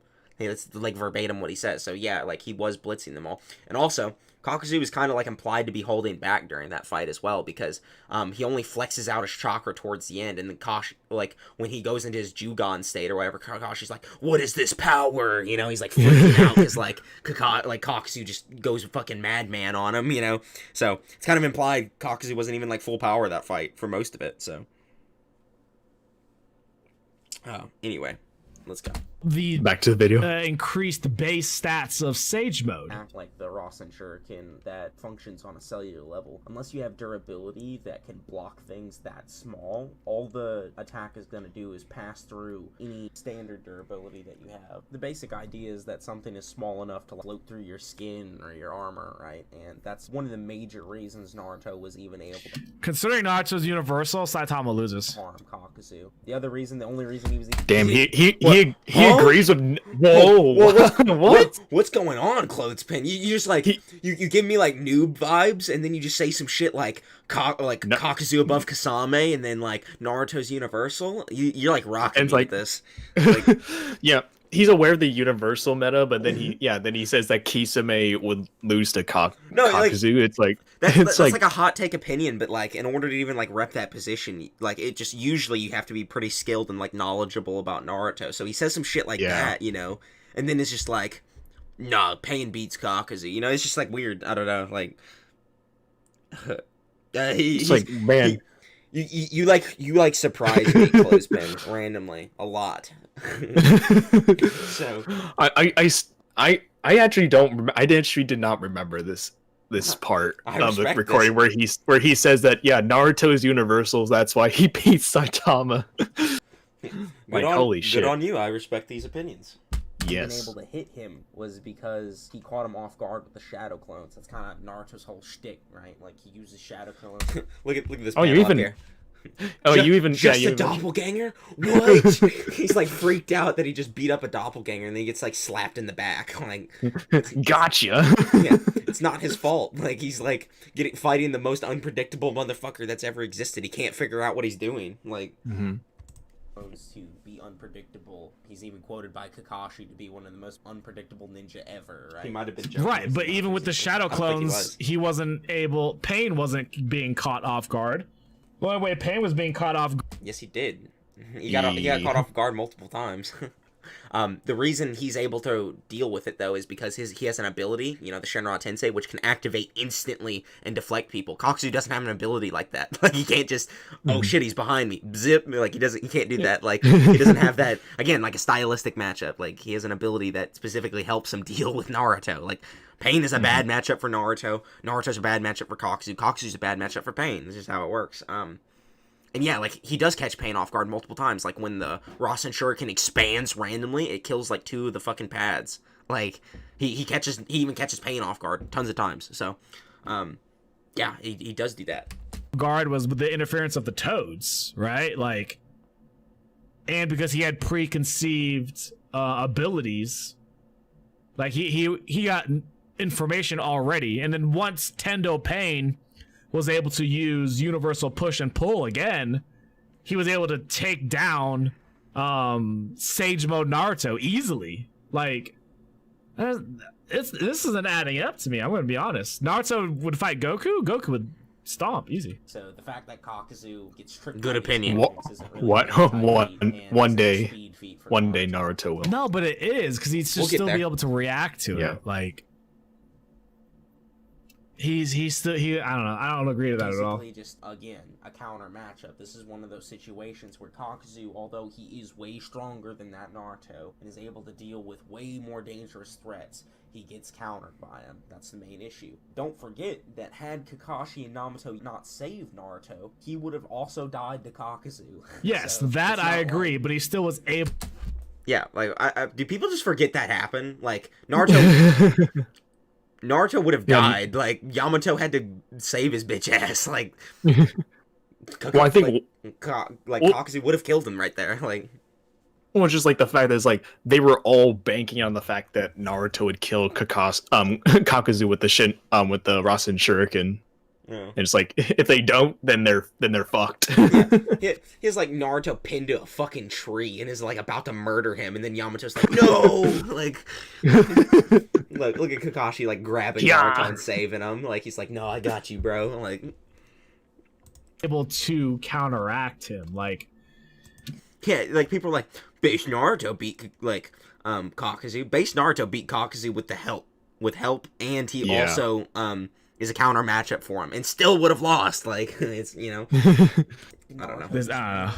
Like, obliterated Kakuzu and walked it's still away, there's still no explanation as to why Kakuzu would be able to take on all of the Pains if he just still had his ability of push and pull. If you watch the video, he can absorb jutsus and nullify them. Like, absorbing jutsu is a really good ability against Kakuzu, but the issue is, it's like, are they gonna like form a conga line behind the Asura path? Like, what are they gonna do? Like, they just gonna sit there and like just let the barrages like they gotta like huddle around him, because then the other hearts are just gonna run up behind. Like, this motherfucker doesn't have omnidirectional absorption capabilities. He has to touch it with his hands, right? So what happens when like one of the the lightning heart runs up behind them and like false darknesses them in the ass, right? Like, what happens then? Like, they just die, right? So, yeah. Literally. The Tendo Pain can nullify the jutsus, and then the Davi Pain can absorb the jutsus. It doesn't make any sense to why Kakuzu would be able to win. If he did that, it's pretty blatant that Kakuzu is above everyone in that encounter, yet he is still being downplayed to this ridiculous extent. I have no idea why no one has noticed how strong Kakuzu is for, but he's insanely powerful. I'm not saying he's being downplayed. You are downplaying him right now, mister. Yes. You are doing the thing I complain about.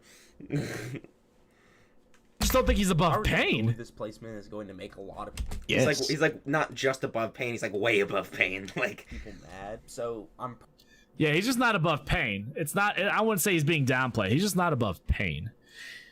Let's see. I think Goku's Kai. But he's above Goku Kisame, wouldn't even need to use Hakai. Gojo. Well, man, this guy's opinions are weird. Like, he thinks like Kakuzu's above Kasame, but below Pain. It's such a you have this backwards. Like, you have the wrong order here. It goes Kasame, Kakuzu, then Pain, not Pain, Kakuzu, Kasame. That's such a weird. I don't know what happened to you along the line. God, Naruto doesn't have any feats that make him make his speed inaccessible. Therefore, he would lose to Gojo. You'll have a good one, Jordan Wilson. All right. I finally watched the Noodles video for you guys. I'm going to be honest. I don't necessarily agree with it. We can tell. I think I understand where he was coming from with some of his points, but I really don't agree with anyone in his top 5. Honestly, I think it's top 5 except he agreed with Obito at number 1. He just saw him and was like, "Yep, I agree." Like, and then just like, okay, let's go back to the previous spots. Yeah. I'm surprised he actually didn't like touch Itachi's spot at all. He only mentioned it and then just kept going. So Noodles, where do you scale Nagato if he didn't blitz B in case he more Naruto or react to them? He does actually blitz B, or he reacts to B. He doesn't react to Casey and Naruto, but he does react to B.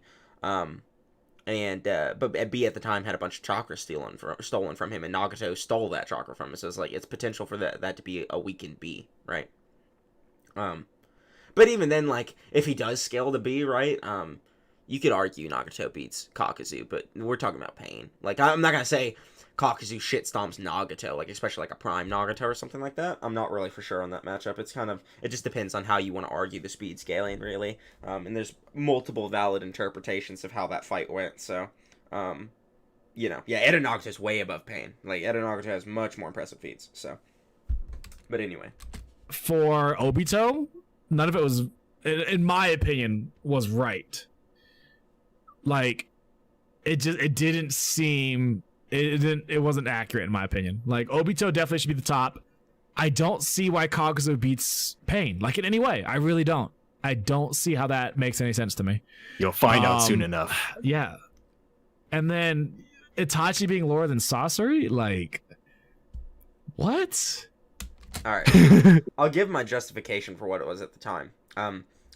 So prior to this, just going off like the manga scaling, Itachi's best speed scaling is to like Hebi Sasuke, right? Like he's held back against Hebi Sasuke and was able to react to him. That's like his best speed feat. Hebi Sasuke is not that impressive in speed. Sasori is able to like compete with Chiyo, who can like dodge a KCM Rasen Shuriken as an Edo, right? He's also like consistently able to like there's a scene where Darwee's laser circus, which is stated to be like light speed or whatever. Darwee's laser circus is like moving similar, like when it's at the 5 Kage summit. Basically, Darwee fires his laser circus at the same time Konkuro fires like his puppets like ability. I forget which ability it was. Those puppets were made by Sasori for context, and they like hit Sasuke at the same time. So that means like Sasuke consistently has like FTL or like at least light speed fucking attacks, right? Which Hebi Sasuke at the time I don't think has any light speed scaling, and not even that's like even excluding like the Chiyo scaling, where like Chiyo fought Hanzo, right? When Chiyo fought Hanzo fought Mifune could slice at the speed of light. That's a statement in a data book.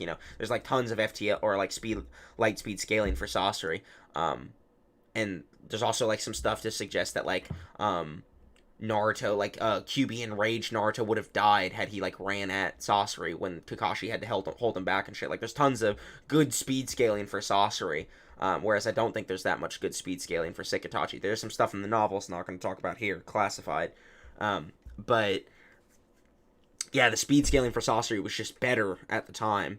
And also, his poison just one-shots Itachi. Like, it paralyzes and one-shots him, right? Like, I think Itachi's Genjutsu could potentially work on Sasori, right? But Sasori also has, like, he doesn't have a normal biology, right? Like, a lot of Genjutsu require the brain to affect, right? But he doesn't even have a brain. He only has a heart and a chakra network. So his Genjutsu probably still work. I still think his Genjutsu probably work, but it's not even confirmed his Genjutsu would work. And he's got worse speed scaling. At least at the time. So that was my justification back then. And I still think that's a pretty solid argument that holds up, right? Like, I don't think that's a bad argument. I'm not going to go on to spoil the rest of the Sasori video, but I've done a lot of Sasori research recently. Also, just like to mention, he also just recently like a few seconds ago just mentioned someone having inaccessible speed. So he's aware of inaccessible speed. So he's at least aware of character sets. So that's interesting as well. Yeah, that is interesting. I've never seen this guy on Discord either, is the thing. So he does have a Discord. I'm very aware that he does. I kind of feel bad that he came in like when we were talking about the Seth stuff, because he thinks we were like shitting on him or whatever. Like we are pooping on his like Naruto opinions, but I wasn't trying to be like mean to him. Yeah. You guys think we should? I even said. You think you guys that after this video is almost done, after the video, should we try to get him in call, tie up loose ends with him? Yeah, and I even said like only if you like think Seth's like like scaling of debaters is valid, that he like put him below people that we don't think are that good. It's just like yeah. It's like obviously Seth's we kind of an ass like, too, so you know, and he'll tell you that too. I'm not even just saying that just to be mean. Like he's kind of an ass, so you know, you know, and you don't seem like you're a bad debater either. I don't even know if you're worse than Chuck. Like I think that might have been fucking hype. that might have been Cap. Like probably now. Like we'll have to see. Yeah. Like especially you're weird because like you're like you're like. Yeah, Naruto's universal, and then you're like, nah, Kakazu's below Pain, and it's just like I don't know.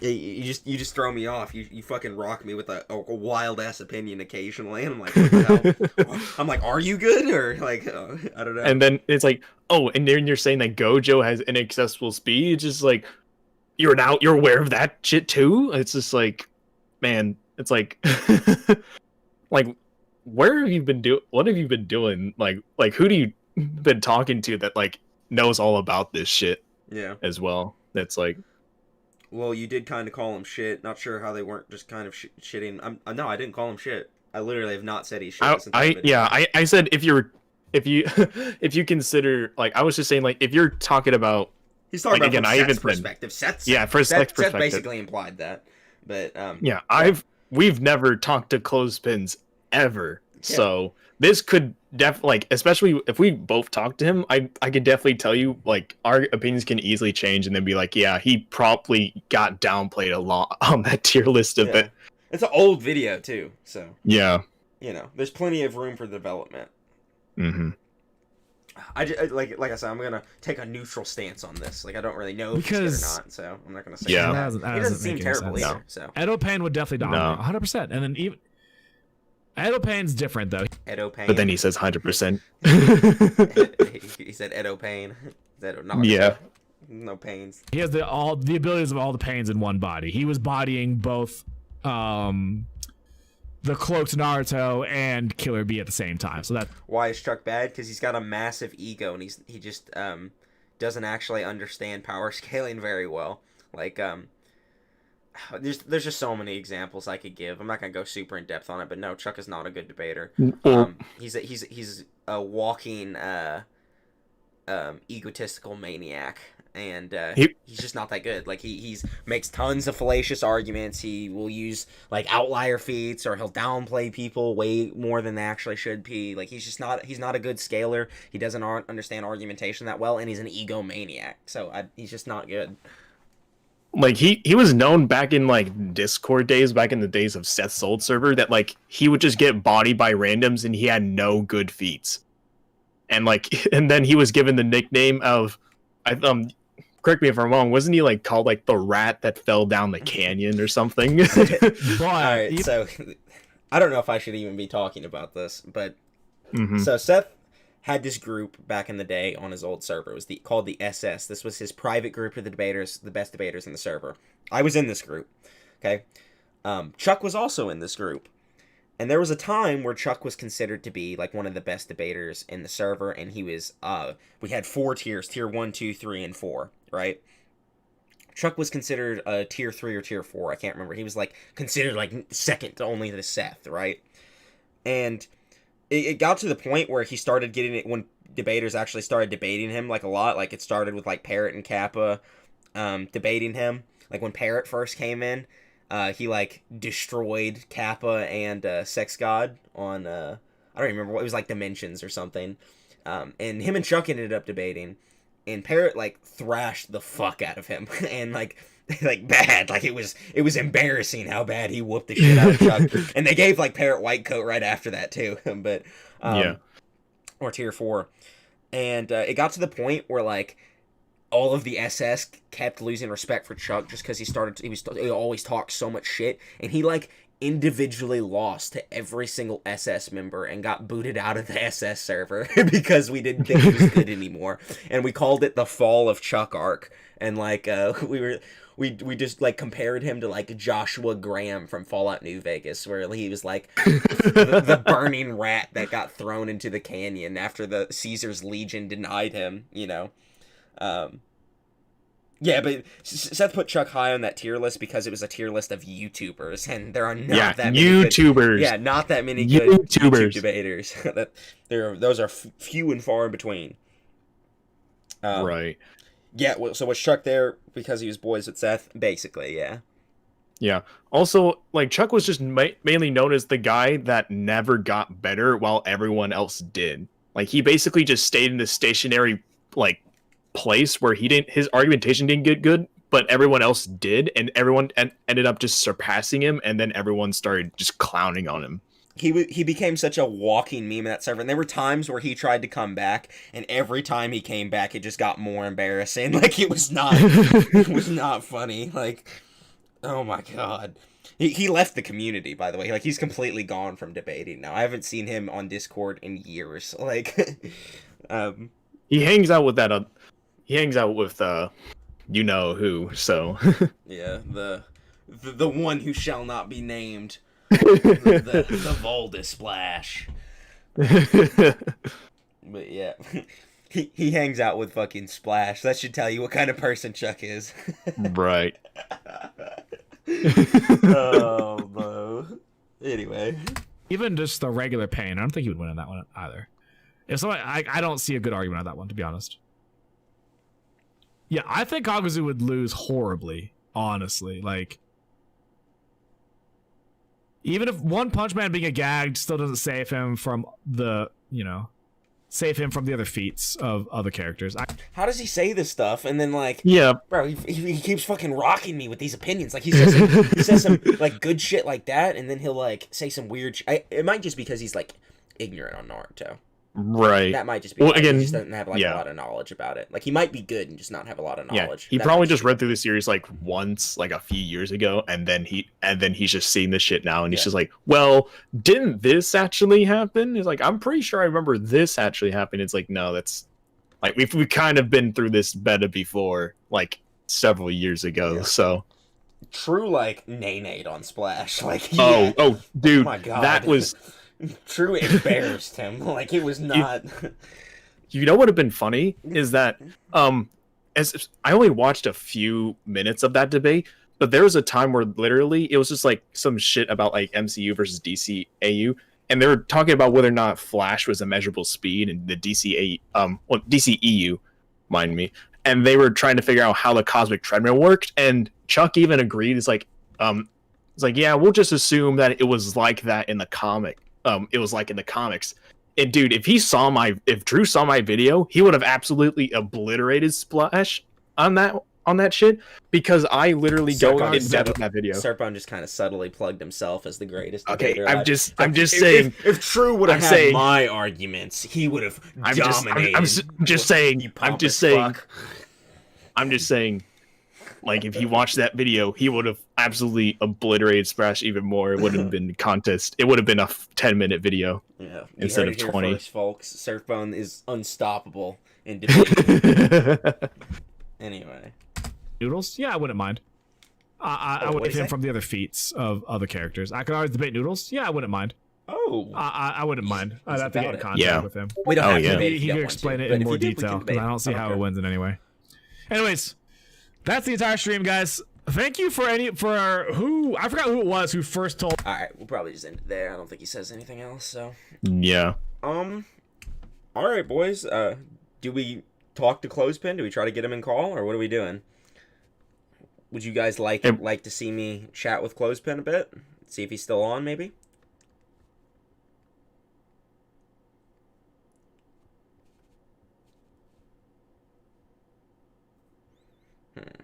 Get pins and call. All right. Does someone have his Discord tag, or could I? I actually know them. Somebody like again. Stride was like kept asking me, is like, does Noodles want to like debate Clothespin? Because I can get in contact with him right now, so maybe I can. He is out with a girl right now, man. He could, you know, Damn. he could still slide up. Like he could like. We'll debate his girlfriend too. Yeah, we can get his girlfriend and call. That's fine. I don't mind. I won't be rude. Yeah, we're not gonna be loud Viking while they're on a date or something. She's probably not ugly. Like he seems like a pretty handsome guy. You know. Yeah. He's got some gains on him.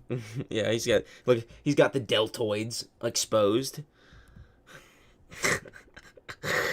Yeah, I mean we can try and reach out to him, but if he's busy, then it's whatever.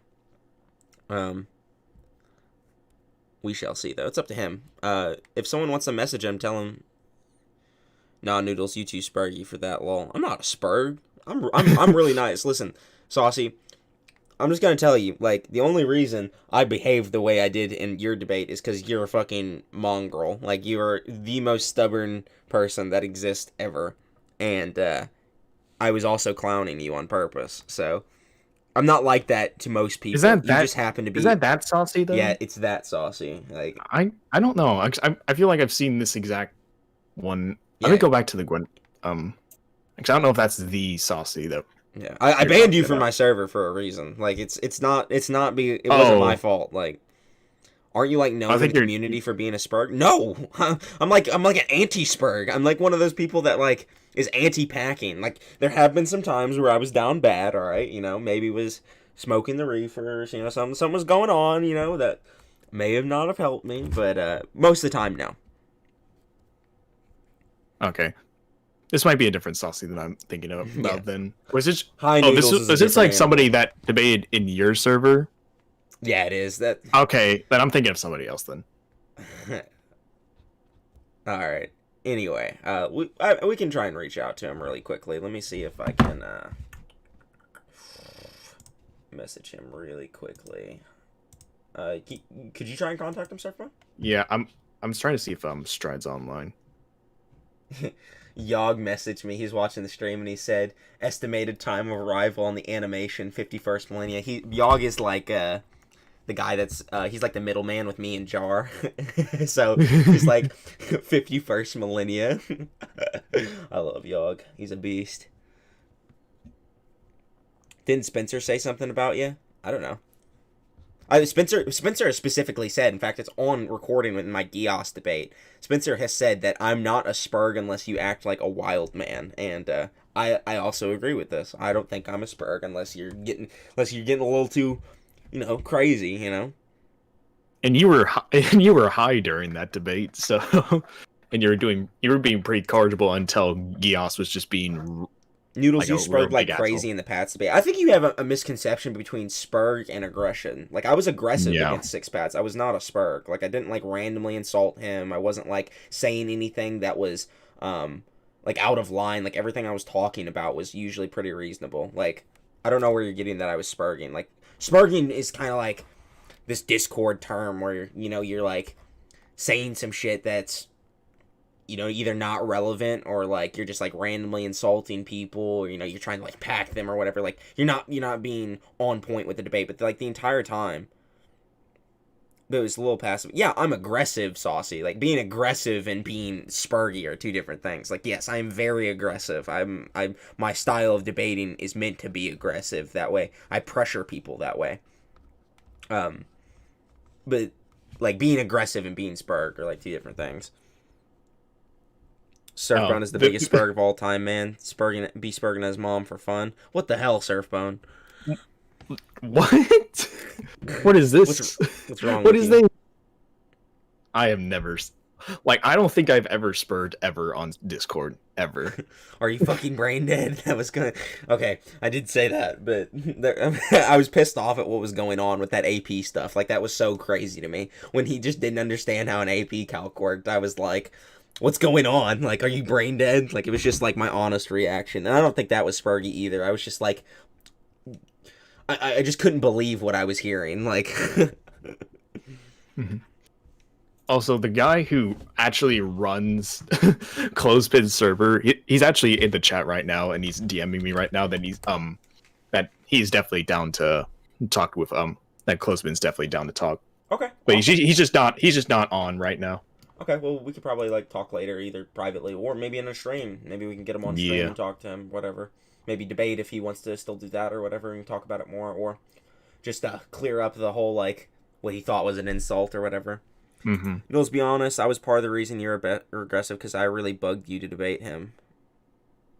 No, you weren't the reason. Like, when I debated 6, like, I had so many people DMing me for, like, weeks talking about 6. Like, when I debated 6, you were not even a fucking afterthought in my mind. Saucy, you were so not in my mind when I debated 6. I forgot you were a person for, like, a month till you came back in, like, my stream and were, like, talking in chat on, like, one of my rocket. I literally forgot you even existed.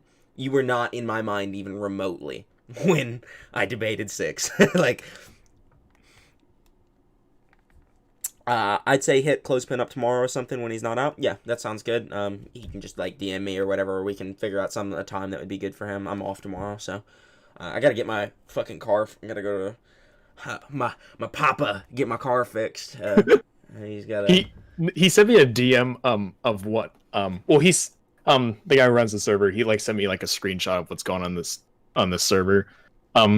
He's like, they make solid rebuttals. They all make sense. I'm gonna go get my dick wet.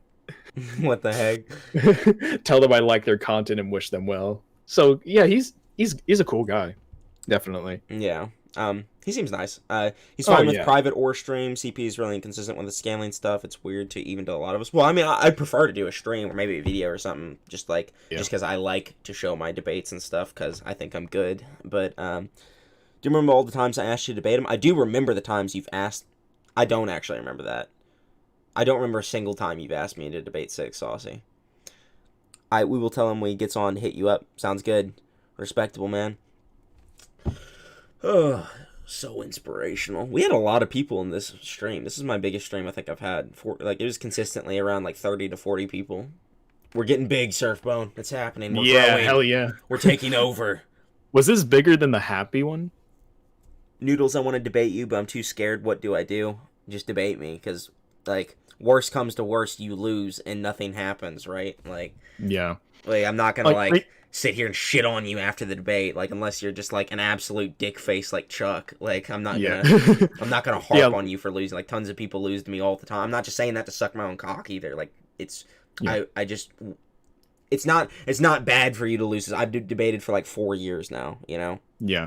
Also, I'm just going to say this because I was talking to somebody a while ago about like trying to get better in debating. I'm like, if you're ever going to start taking consistent L's, do it when you're literally a nobody in the community. Because literally you taking L's is not going to mean anything. Yeah. Like if they have like either me or Noodles take like a massive L, it's going to look really bad.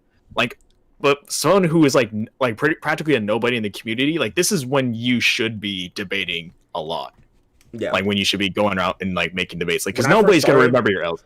I've seen some of my old debates, like there's like some old recordings like 3-4 years ago, and I've seen some like old like screenshots of me debating people from like set server. I was terrible. Like when I tell you I was dog water for like the first year I debated, and I debated all the time back then, like every day, like multiple times a day, and I just grinded, and I eventually got pretty good at it, and now I think I'm, leveled out pretty nicely debating wise, but yeah. The debate a lot and don't worry about losing. Debate for fun. Don't worry about winning debates. It's not about winning debates. Like it's fun to debate and I like to win. But it's not about that. It's like for me now, it's more so about truth seeking and just trying to come to like honest and good interpretations of fiction. Like I just want to figure out like who is actually strong. I'm not worried about like I'll beat the fuck out of you 6. Like I'm gonna destroy you. Like I don't care about that. Yeah. I do have a bit of an ego sometimes, but he says that, and then you're just in his server, and you just see in this announcement, like, you know what? I just want to take some time to actually just talk about how beautiful of a man I am. All right, I thought I needed to like tell everybody this for some reason. I'll like be in my server, and I'll just post a picture of myself, and I'll be like, today I decided I'm just a sexy motherfucker, so here's a picture. But Noodles, we kind of debated / discussed Naruto. Do you think you could have beaten me from 3 or 4 years ago? Bro, you could pick someone out of chat and they'd have probably whooped my ass back then. Just a random person. Noodles is definitely S tier in debates. I'm in S tier. I'm down. Yeah, I see debating as a way of communicating and sharing knowledge, not gonna lie. Yep, it is. Not not when he sleeps in VC for no reason. I only do that occasionally. Usually when I'm my conscience is being altered by my medicine. Oh damn, Six is in chat. Is he? Yeah, he said, "Oh shit, this shit is still live." We are still live, Six. We're kind of just shooting the shit right now. We are the hive mind. Debating is supposed to be toxic. Yell at your opponent and insult them. Fuck you, Six Pads. Six Pads is a beast, by the way. You guys should go check out his channel. It's good. I'll link it in the chat just for Mr. Six Pads. He's the homie. Go sub to him.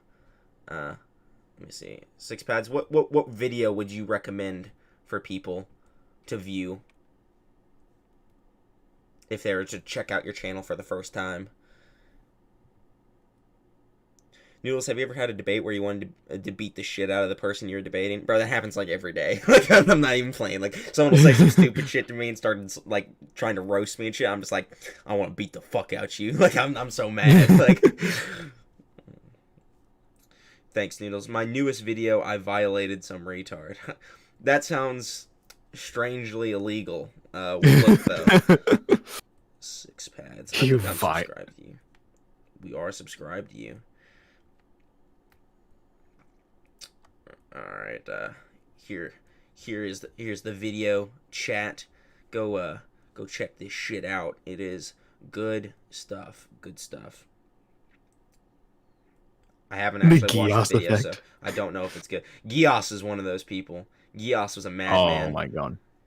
Alright, links in chat. Go subscribe to Six. Go peek at him. He's a good dude.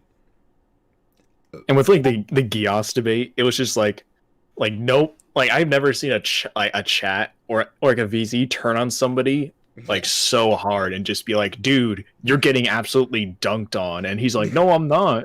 And then when his like buddy D1 comes in chat and like spurgs for a few seconds and comes back, then Gios immediately like derails. It's like, yeah, Noodles, why'd you ban him? Are you scared of it, Noodles? Bro, I banned him just because he like came in and he was like, alright, Noodles, let's do this. And every time D1's in a call, he's just fucking screaming immediately. I'm just like, I'm not dealing with this right now. Like, another time D1. I've already beaten the hell out of D1 multiple times anyway. They're on YouTube. Just look up Noodles versus D1. You can go watch me whoop the shit out of them if you just feel like you have extra time on your hands. Oh yeah, I beat up Gios the other day. Man, Gios, that debate was something else. I went back and rewatched some of it. I think we should watch a little bit of it. Just, that shit was long. Yeah, there's like this part, the physics major part was so funny. I watched that part again. Oh my god. I'm not gonna expose Gios. We're not gonna watch it. I just thought that was really funny that you, what was it? Like, you actually came to me and said that most of that shit you didn't remember. I'm like, dude, that shit, like it's like, dude, you're a physics major. How do you not know this? It was so funny to me the next day looking at it too. I was like, I don't remember any of this, but this is amazing. And I'm glad I said this stuff. If you guys want to go watch it, just look up Gios versus Noodles. It's on Gios's channel. Not that I would ever shout out Gios, but that video is hilarious. I only see one Noodles versus D1. Need more. The first debate, I don't know if it was recorded or not. Yo, Noodles, remember I gave you a physics problem, lol? Yeah, I do remember that. I'm not a physics major, so I tend to not be that good at physics. But I know enough to, body somebody who has a quote-unquote PhD in not it. PhD. He's almost got his master's or something like that. But okay. Someone kept trying to tell me that he had a PhD or some shit. No, I think he's going for his master's in physics. That's why it was so funny. Grim. So Grim just said, if either of you guys want a VC after the stream, I'd love to explain some of his weird positions and how he got there. XD. I'm gonna ride his ass to contact y'all soon as he gets the chance. Okay, cool. Alrighty. You can come on stream if you want to. Like, I'm fine with that. But if not, if you just want to talk about it in private, I'm down with that too. Whatever. Yeah. Whatever works. Yeah. We are currently live. We can add you to the call. Yes.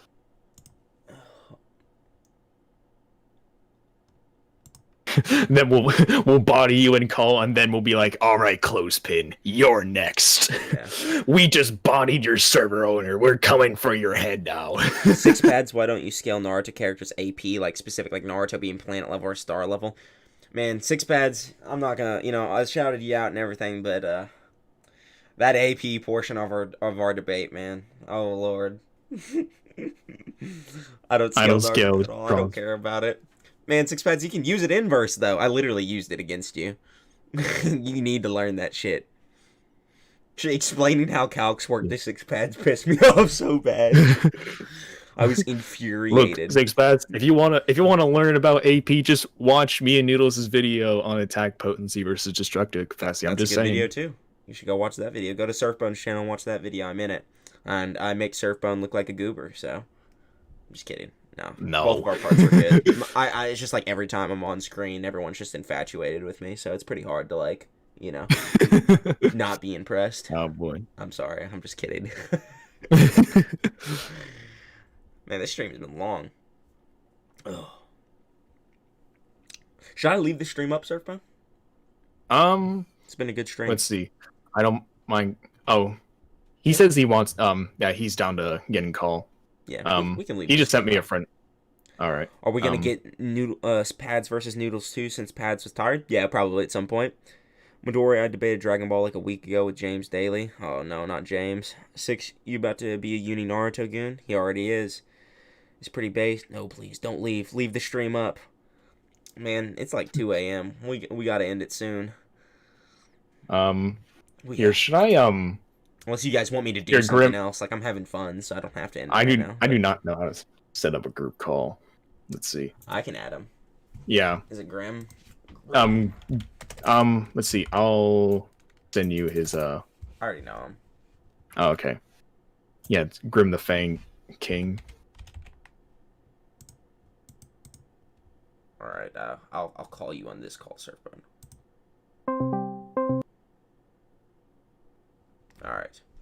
All right. Now we wait for Grim. Mr. Grim. Here he is. Grim the Fang King. The man who how's it going? It's going well.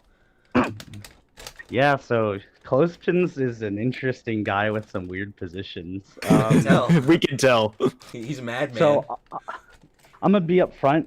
The reason he's aware of the uni Naruto meta is because of me and Kosu. So like, okay, that makes sense. Then. Yeah. Kosu's okay. Yeah, okay. Yeah, so Kosu's the homie. Me and him, he's a mod. Yeah, Kosu is definitely the homie. Okay, yeah. that definitely makes a lot of sense then. Yeah. So Kosu and I know the uni Naruto meta pretty well, and like so we basically explained it to him, but like he's never gone in depth with like the scaling of individual Naruto characters. So he's more like, I can't believe Kakuzu would scale above like Pain or whatever, right? Like So like we haven't like he hasn't really got into scaling on Naruto, and he's not even like really well versed in power scaling either.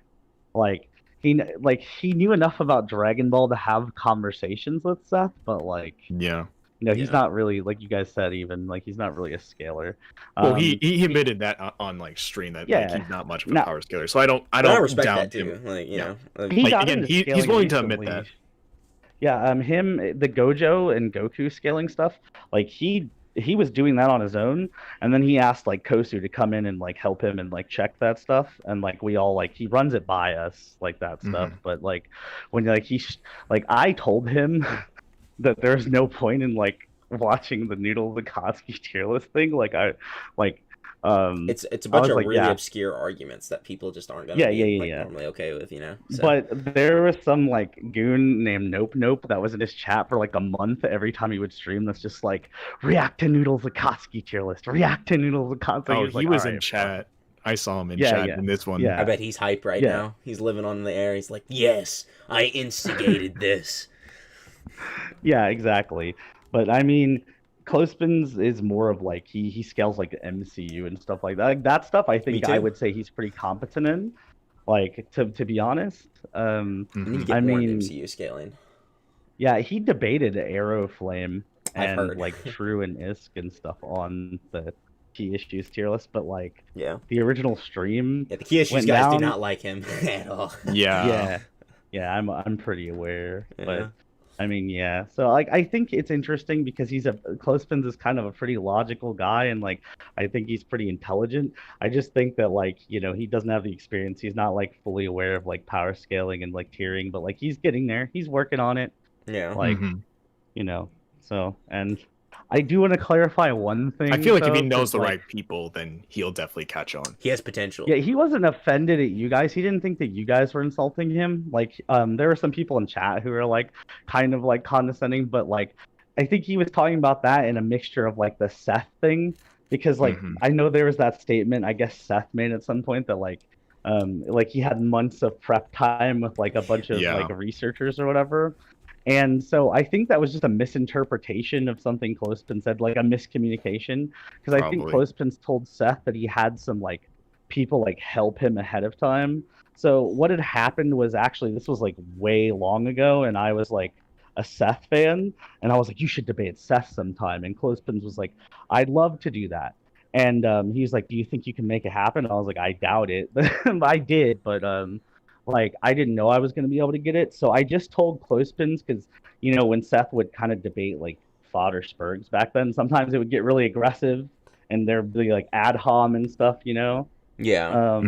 And so Seth was a fucking asshole. he really is. Like he'll tell you too. So the prep that went into it was entirely because I didn't scale Dragon Ball or anything, so he didn't get help from us with like scaling. It was all just, or argumentation even, it was all just like, hey, if Seth tries to do this to you, like if he's just gonna throw ad hom or he's gonna do this, like don't allow it, like call him out for it, and he'll like make him calm down, like don't let him be a dick to you the whole time, and then Seth was like super fucking nice. Seth was super fucking nice. Like Seth humored me going into his chat and adding him and being like, yo, you should debate Clothespins. He's like, who's this fucking random, like why should I debate him? And I'm just like, it'll stimulate your like intellectual brain, daddy, or whatever the fuck I said. And Seth was just like, oh, okay, cool. And then Clothespins came in there. Seth was like a dick at first, but then like after talking to Clothespins, he was like, oh, this guy is kind of chill. Like, and then Seth was super chill. So it was a pretty good thing. So. Yeah. But that definitely like helped Clothespins get the sub count he made it to. Awesome. Well, it ended up being good for Clothespin, so. Yeah, like I said, I don't have any problems with the guy. And like, it just seemed like it was weird. Like he would have some positions that were like almost seemed like it was too advanced Naruto positions, like for him to hold, and then he would like say some like pretty normie stuff. So I was confused at what it is, but now that you say that, it makes a lot more sense. And like I said, I don't think he's bad or anything. I think he's just a casual fan that is decent at debating. So. Yeah, exactly. And like I think like he'd be totally down to talk with you guys, go on stream, anything you guys want, he'd be cool with. We like. I think he could learn a lot from talking to you guys, and like you were right in your assumption about like he casually watched Naruto like a few years ago and like just hasn't like got into it since. Like he just kind of goes off of like that's what I kind of assumed. Yeah, see, we're big brain. We're big brain as fuck. Exactly. Galaxy brain. Hell yeah. I taught, and what's funny is I taught Kosu, right? Like Kosu knows that Naruto arguments for me, so. I second-handedly taught what's his name, a Clothespin. He didn't even know that. I also had to teach not Clothespin. I had to teach like Kosu a bunch of shit about like inaccessible speed, because he was trying to argue, trying to figure out why people were like the whole inaccessible speed argument when people were trying to argue for Dragon Ball, which is really, really weird. It's just like the feeds are really weird, especially in the manga. It's just like they're just like they're very weird, and I get why people are confused with them. Yeah. So, and when I hear like the Gojo inaccessible speed shit, so I've actually been. You have no idea how many people are telling me to freaking scale Gojo. It's insane the amount of people that just it's either scale Gojo, and the only thing I've been told by people who do scale it is that the majority like the people that are like consider like the quote unquote top tiers in like that community are like mostly in agreement that Gojo does not have inaccessible speed, but I'll have to see for myself. I don't think he does, but I haven't gotten super far into it. Like I was working on it a little bit because Kosu, ironically enough, like asked me, like somebody was like, hey, do you guys think like you guys could like come up with scaling for like Goku versus Gojo and like different win cons? And we were just like, Okay, sure. So we've actually been like looking into like scaling Gojo more. Just like I have to read through Jujutsu Kaisen. So Yeah. Dude, I created a community tab with like a thumbnail that I had somebody draw, and I'm like, if this gets over 100 likes, then I'll immediately start the research for it. And it got over 100 in less than 12 hours. And I only have like I have less than 2,000 subs. That's considered good for me. So yeah, it's funny. Clothespins ended up doing a whole stream about like Goku versus Gojo and like debunking Gojo arguments, and like he had a bunch of us sitting on there and just like help like just like trying to help people understand the scaling better, which is interesting. But yeah, I mean, yeah, I don't think he's consistently like inaccessible or anything. But yeah, like Kosu's definitely the homie. He has a lot of potential. He's learned a lot from you guys. Like every once in a while, Grim and Kosu will come to me like, "Hey man, what's wrong with this argument?" I'm like, yeah, no, legit. We get together and we scale some stuff, and then we're like, "Hey, Noodles, like, can you go ahead and like debunk this for us? Like, like, what are we doing wrong?" And like, we're learning. We're trying to learn, man. That's what it's all about. Yeah, you guys are great. No, I'm great. Surfbone's garbage. No. Why do you gotta do this to me, Noodles? You already did it to Chad earlier today. Now you're doing it to me. Oh, bro, that video is so funny. The way Chad had no idea I was gonna introduce him like that too. He had no clue. So when I just came out like he's a fucking sad existence, he was like, "Yeah, you got me. I'm down bad." I'm like, that poor man. The only reason I brought him on was because I feel bad for him. I disrespected him so bad. You did, though. And then at the end, I was like, yeah, he's probably just gonna go sit and do nothing, like research more nerd shit. Like, probably go read some Hulk shit. I don't know. Yeah. He's gonna go jerk off while scaling the Batman Who Laughs. Like, oh shit. No. Also, because I saw that like. Obviously, he like that whole stream was just about him and his beef with Amazing Luke or some shit. I don't know his name. I actually have never heard of him before. Yeah. It was like over like MonsterVerse scaling, wasn't it? Mm-hmm. Yeah. Something like that.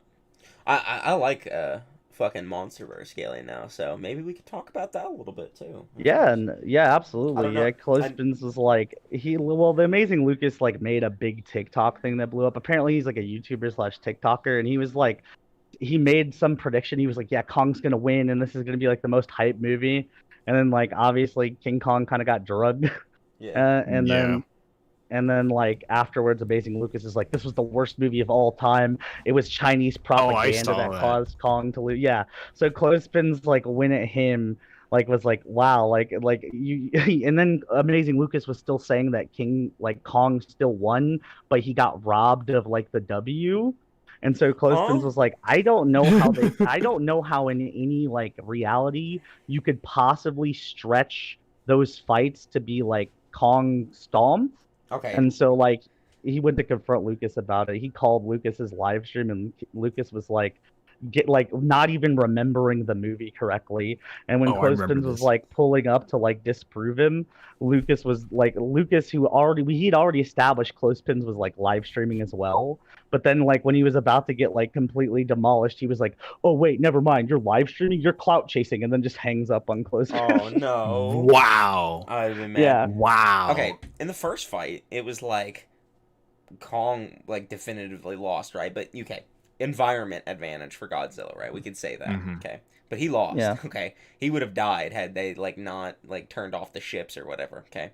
Mm-hmm. So that happened. Okay. Second fight, Kong has all the advantages. He has the fucking cityscape, he has his axe, like he's got everything, and he still lost. Like he couldn't beat Godzilla. Yeah. So people are saying he won the second fight because he got up like 5 seconds faster than Godzilla after the explosion. But then he lost after. Yeah, I know. Okay, well. Oh, yeah. So Noodles, that's their stupid argument. You want to know his like to dislike ratio is? For that video, the King Kong versus Godzilla. So he has 60,000 views. It got 32%. Ooh. Yeah, over 5,000. Yeah, like over 5,500 dislikes. Yeah. Nobody liked that video. That was a doozy. He got fucked up on that shit. You should get Clothespin to react to me and Chad's recent Godzilla tier list. We ranked like every fucking kaiju in the verse. So yeah, no, I'll absolutely do that. Try and get him for see sure. What he thinks about That's not a problem. We might talk to him about it. Yeah. in tomorrow or something. So yeah, that would be dope. I don't know what he's doing tomorrow. This time he can skip to the end of the video to see what the tier list is. Yeah, this time he can actually do that effectively. He doesn't have to watch it anymore. Yeah, see, that's another reason I didn't want it to happen in one of the mid streams where like I knew that since like he had been streaming for so long and it was late that he was just gonna skim through it, and I'm just like, no, don't do this. Yeah. Don't do my boy Noodles that way. You gotta watch it all the way through because I make a lot of like arguments and very specific wording, so you gotta like pay attention or else you're gonna miss something that's pretty important. So but to clarify one thing, the whole Kakuzu above Kisame thing, that's all him. We have no idea where we have no idea where he came up with that. That's all him. Everyone always reps Kisame as being super strong. No one talks about Kakuzu being strong unless they've like listened to me, right? Or like Set's video. Yeah. But yeah, it's just crazy. Like unless he like I don't know. Like he obviously didn't know my argument, right? Because he was no, and he definitely didn't watch Seth's video on it either. Like he comes up with these really weird positions because like when he kind of mixes power scaling with like these like weird narrative positions and then like gets into like fighting techniques and stuff, I guess, because like he teaches martial arts and stuff. Like I don't know, he like holds these really weird positions that I've never heard anybody like just come up with, and he's just like, oh yeah, I think this guy, like his technique and like you can tell by his stance and the way he's throwing this punch, like he's way better than like like it's just like it seems like this move was way more effective and efficient like than this guy. So like maybe it's something like that in this case, but yeah, he just comes up with some weird positions. Man is a trooper. Noodles, I think he said that by your own logic, Kakuzu would lose to Kasame. I put Kasame higher than Kakuzu, so I mean, it's fine. Like, yeah, Kakuzu does lose to Kasame, but and by my logic, literally, that was my logic. Like, why is the screen black? Oh, I thought I switched. Here, we'll just better. That should work. I messed that up. I've just been listening to a blank screen this entire time. They haven't been able to see Surfbone's light up. Well, shout out to all those loyal watchers who have stuck around watching. There's been consistently 30 people in chat the entire time, at least. It's gone up to like 40. There was actually a point. Yeah. There's a time where it was almost 50. Damn. I've never had this many people in chat before. Oh yeah, I saw that. That was great. Would you guys like a fucking weekly stream? I think that'd be dope. Just talk about shit that's going on in the community. A lot of Tobirama fans didn't like me saying that though. So many people flood me. What'd you say? Nope. No. Oh, because he said that he thinks that Old Man Third could beat Tobirama. He does, yeah. Yeah, which he does. Yeah, it's not a controversial take. Here's his beast, bro. Actually, this is fine because we only listen to y'all. Yeah, I mean, as long as you're enjoying yourself, you don't need you don't need any of that. For all the Tobirama fans, remember Hiruzen, the man who came up with and wasted energy and chakra crafting the rooftop tile shuriken jutsu, can body Tobirama. Yeah. Deal with it. Hiruzen low-key might be greater than Hashirama. Oh, they don't know. Oh no! Listen, I'm gonna make a video on that topic. So I don't know if people are ready for that at the moment. We'll talk about it when the Hiruzen video gets dropped. All right, that's gonna be a video in the future for sure as well. I said Itachi greater than Kasame, greater than Tobirama, and Sutan. Is that like water style? And people got angry. What's Sutan? Don't speak Japanese to me. Bro, y'all are behind. You're behind. I think that's water. It's like the water style. I don't know.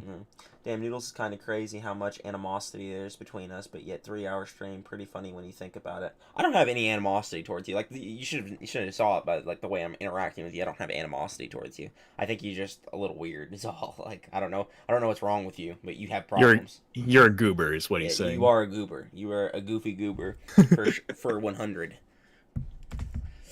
Man literally have too much videos in his hands. It's ridiculous. Yeah, I got so much content that I want to make. That's why I struggle sometimes. I'm like, what do I want to do? I've seen Tobirama fans say that he's relative to Hashirama. Yes. He's better at water style. Saying Itachi is better at water style than Tobirama is mad disrespectful to Tobirama. I don't know what water style feat you're using for Itachi. Like, he has water bullets, right? But what are you using to say that? What's wrong with you? Like, I'm trying to think, like... No, maybe they're referencing back to the Orochimaru fight where he just literally creates water instead of... The water bullets have a fucking statement of being faster than light. Tobirama can use them too. Well, yeah, I remember that. So, no, I'm responding to someone in chat. Okay. Yeah. Maybe they played Ultimate Ninja and they're like remembering Itachi doing like the explosive water clones or something.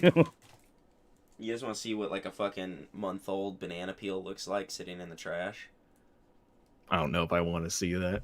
I'm gonna take a picture of this month-old banana peel and I'm gonna send it in the chat just so people can see what a month-old banana peel looks like. This is what a month-old banana peel looks like. Hold on 1 second. It feels weird too. It's like crusty. This is the weird. Oh, great.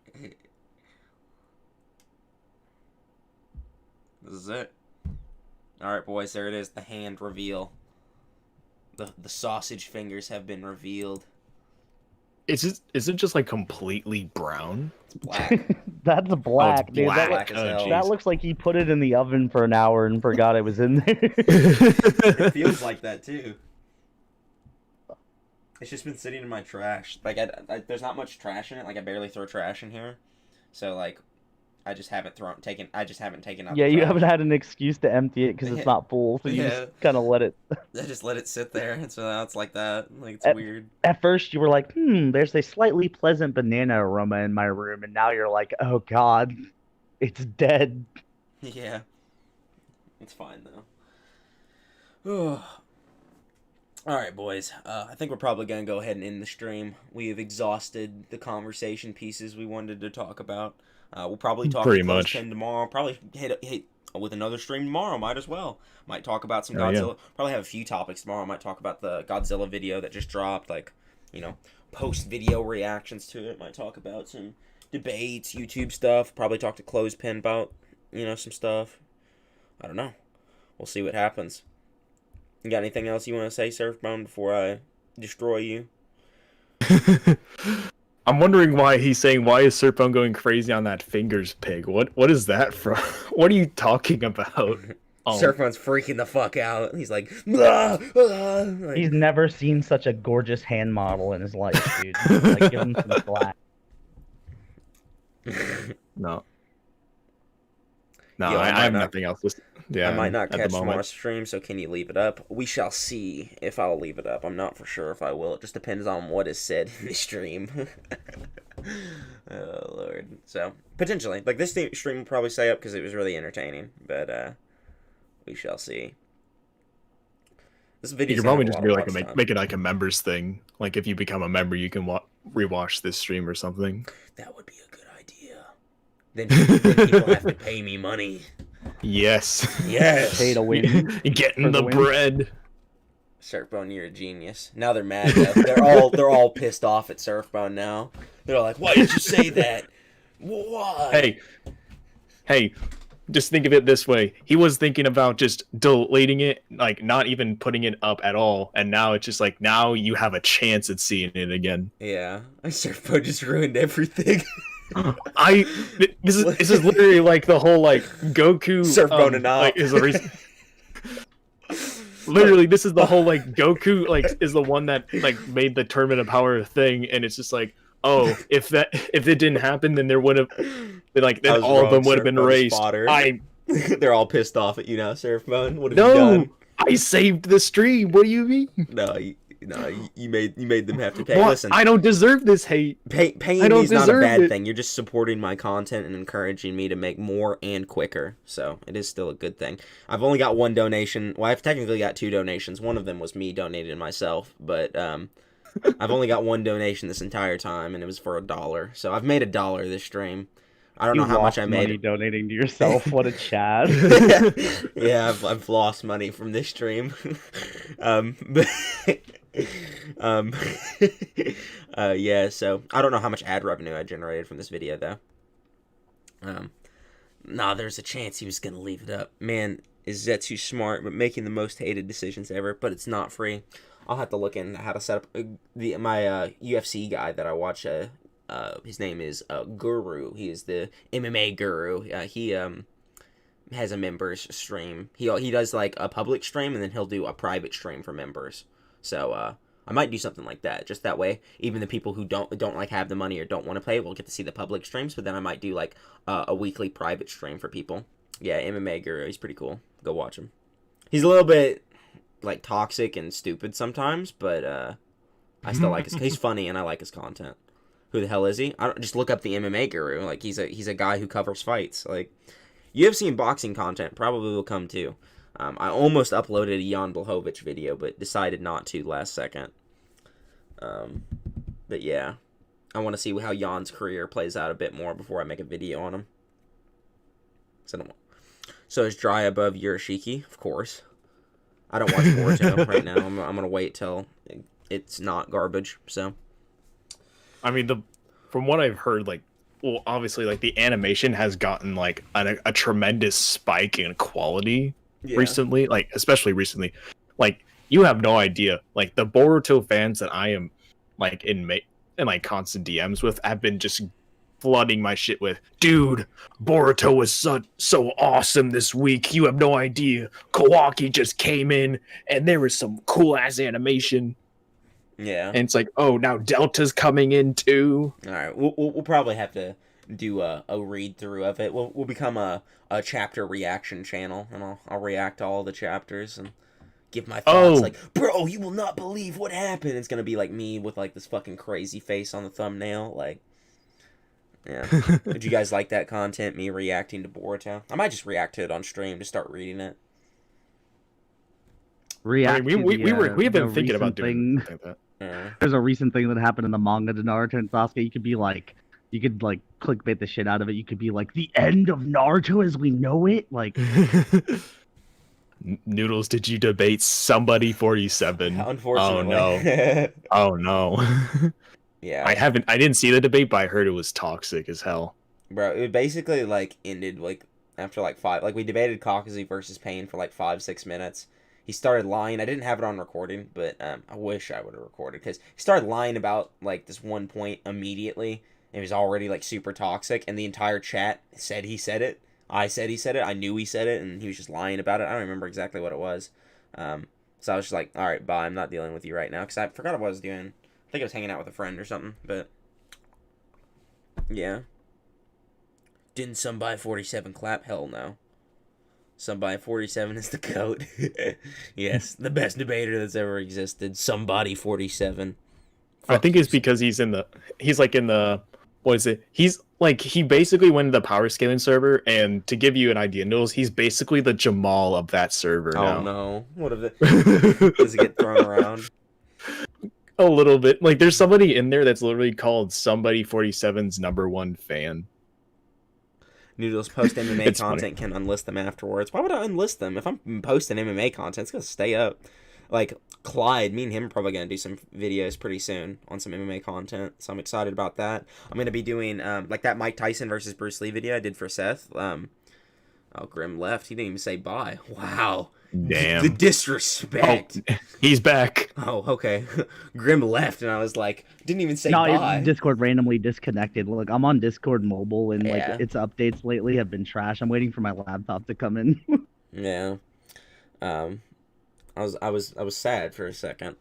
What was I saying? What was I talking about, Surfbone? You were talking about shit with might be doing some content with Clyde. I'm probably gonna do some content with Clyde recently. He did that Connor video and stuff. We're probably gonna do a video on boxing trauma, like head trauma, and like the dangers of like fighting professionally. Probably gonna do some shit on that. Probably do a Ronda Rousey video at some point. He's been wanting to do that stuff, so those are both pretty dope. I I did when I did that boxing or that Mike Tyson versus Bruce Lee video for Seth. Garrick actually approached me from Key Issues, and he's wanted me to help him with some content on like some martial arts analysis for some of the upcoming MCU stuff. So Garrick even he went into my server. He's just like, yeah, I finally got around to watching your content. He's like it's pretty dope, bro, or something like that. So it's like seems like he's cool. He's like, and it's like basically kind of like the whole I'd be willing to help you out in the future, like with anything like related to YouTube. But like hell yeah. It's like Key Issues of the bro, Garrick and Nick. Nick. Yeah, I was just about to say. Wow, Nick. Bro.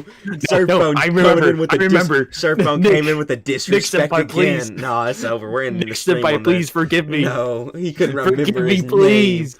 Name. Nick, if you're watching this shit, I'm clipping this out. Someone clip this and send this to Nick. No, immediately. No. Nobody do. I'm leaving the stream up just so they can clip do this. That. Don't do this. Don't do this. You drug the poor man's name through the mud. First, he talks about how he's the best debater alive, and had True not experienced his arguments, he wouldn't have beaten Splash. And then he goes on to make the streams pay only. And then he can't even remember Nick's name. Oh my god! Wow, you're a fucking villain. You're literally a villain. Am I your favorite villain though, Noodles? No. I was about to make that fucking joke. All right, you know what? I'm not dealing with this. I have to. That's it. You might say Surfbone has made quite a splash today. Oh my god! God damn it!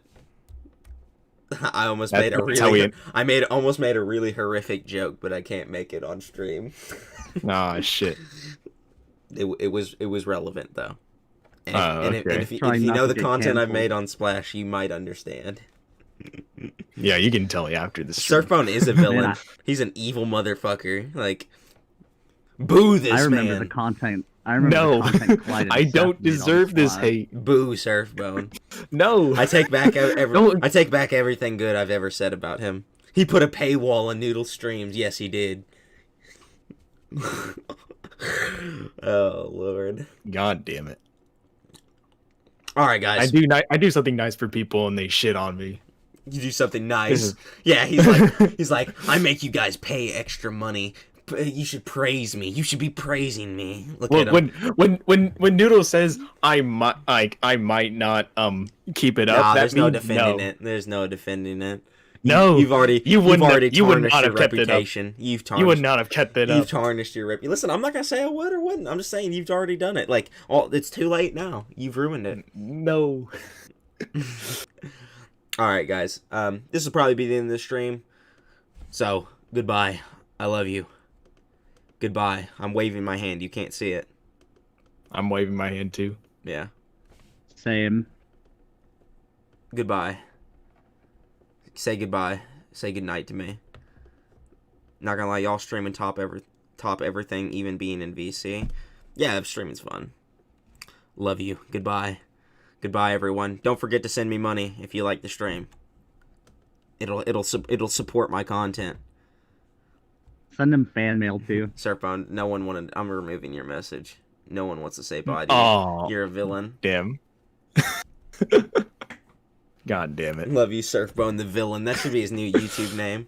Surfbone. No. Someone make a YouTube video just like uploading clips of Surfbone doing evil shit and title it Surfbone the villain. That would be. You will not find a lot of shit. Bro, there's 3 things in the stream already. Like, and you have to pay for this stream now. In order to make that video. You know that first video you made where it was like dubbing over the Akatsuki or whatever, like the Seth and Swag and Parrot stuff? Yes. Someone needs to do that where it's like Obito talking. It's you, right? And it's like, no.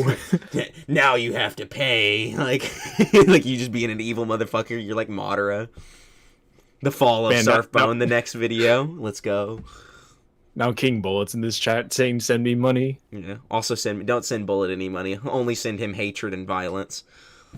I mean, he's already getting hatred and violence from his recent video saying that the Attack on Titan ending was trash. So I don't know what it is yet, so don't tell me.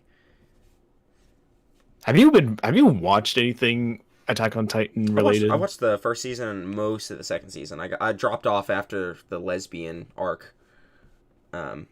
It's that happened to me. But I know what you're referring to. Yeah, like it got boring at that point. I think I was just like, I don't know, I just wasn't interested in the plot at all after that. But I've heard the third season's really good, so I'm gonna have to come back and make some content on it. Seth's been wanting me to. Oh, I can't talk about that right now. More classified info. You almost leaked Seth's content that he hasn't even made public on Twitter. Yeah. Seth redacted.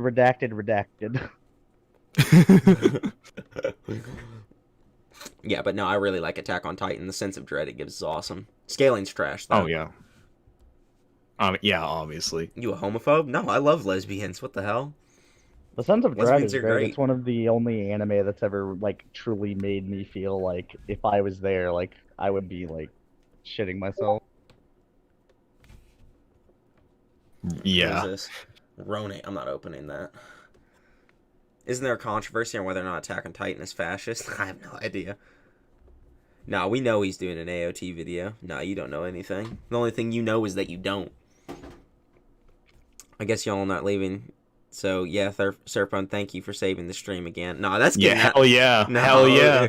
I saved the stream. Boo this man. The stream. Boo Almany. No. Boo him. Boo Surfbone and Almany. No, don't delete the message. Boo them. I saved the stream. My girlfriend is a lesbian. Noodles 2021. There's a statement that says Attack on Titan transcends time. I have no idea. Oh, that's it. It is. Noodles, if you don't got nothing to hide, open up that DM. I'm not opening this DM. It's Stain. I don't know what he's sending me right now. Well, I don't know what's going on up here, who this man is, but he's not getting open. Saving the stream just to make us pay diabolical. Absolutely fucking horrendous, Surfbone. You are a diabolical maniac. Look, all I'm gonna say is I am the savior of this stream. Listen, at the end of the day, that's a stream summarized. I will not handle the slander. It's 4 a.m. No way is it 4 a.m. Oh, it's only 2:40 a.m. The stream's only been like 3 hours. It's not too long. Yeah, it's not that bad. Yeah, I've seen much longer streams. The house that Surfbone built is making you all pay for it. Oh my god! He said, "Why you gotta do this to me, Grim?" He set the foundation. Why you gotta do this to me? He set the foundation and built you a home, but in order to get into the home, you have to pay him rent. He's an evil fucking landlord.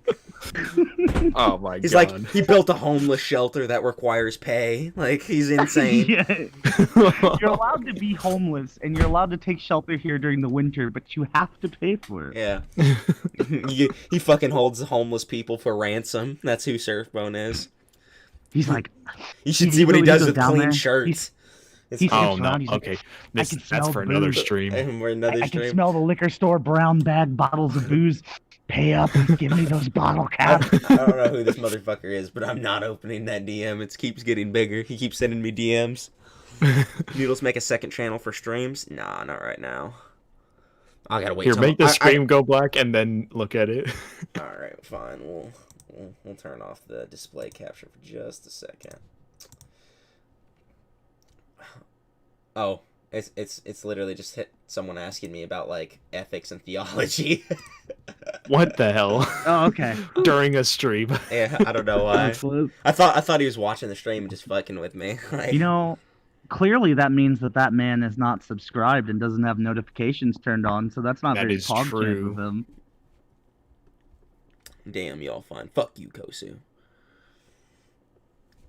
Well, Surfbone will spend $100 for Noodles toe picks. Surfbone would pay any amount for my toe picks. He's infatuated. Definitely not. Definitely not. He's trying to hide it right now, but trust me. No. He knows what's up. Noodles is capping hard right now. There's been many times where he has said a lot of facts, but he's capping hard right now. I don't know. I don't know what he's talking about. Fuck you, Noodles. Square up. No, fuck you, Kosu. Kosu, are you gonna pay to stay in Surfbone's homeless shelter? Yeah, you gonna pay for Surfbone's home, bro. Surfbone's homeless shelter. Rename your server immediately, Surfbone, and make it pay. Oh no! Oh my god, yes. Make it pay only. See this? Oh no! Den? Nah, Needs to be Surfbone's homeless shelter, and you have to pay to get into it. But no, but didn't the one who shall not be named call Parrot server the homeless shelter? Yeah, it was funny as shit. He called it the homeless shelter for a while after the remnants of Seth's server funneled into Parrots. If you have a bled pic of yourself when you're 16, naked, and 18, you still don't have it. Still have it. Don't you technically have CP?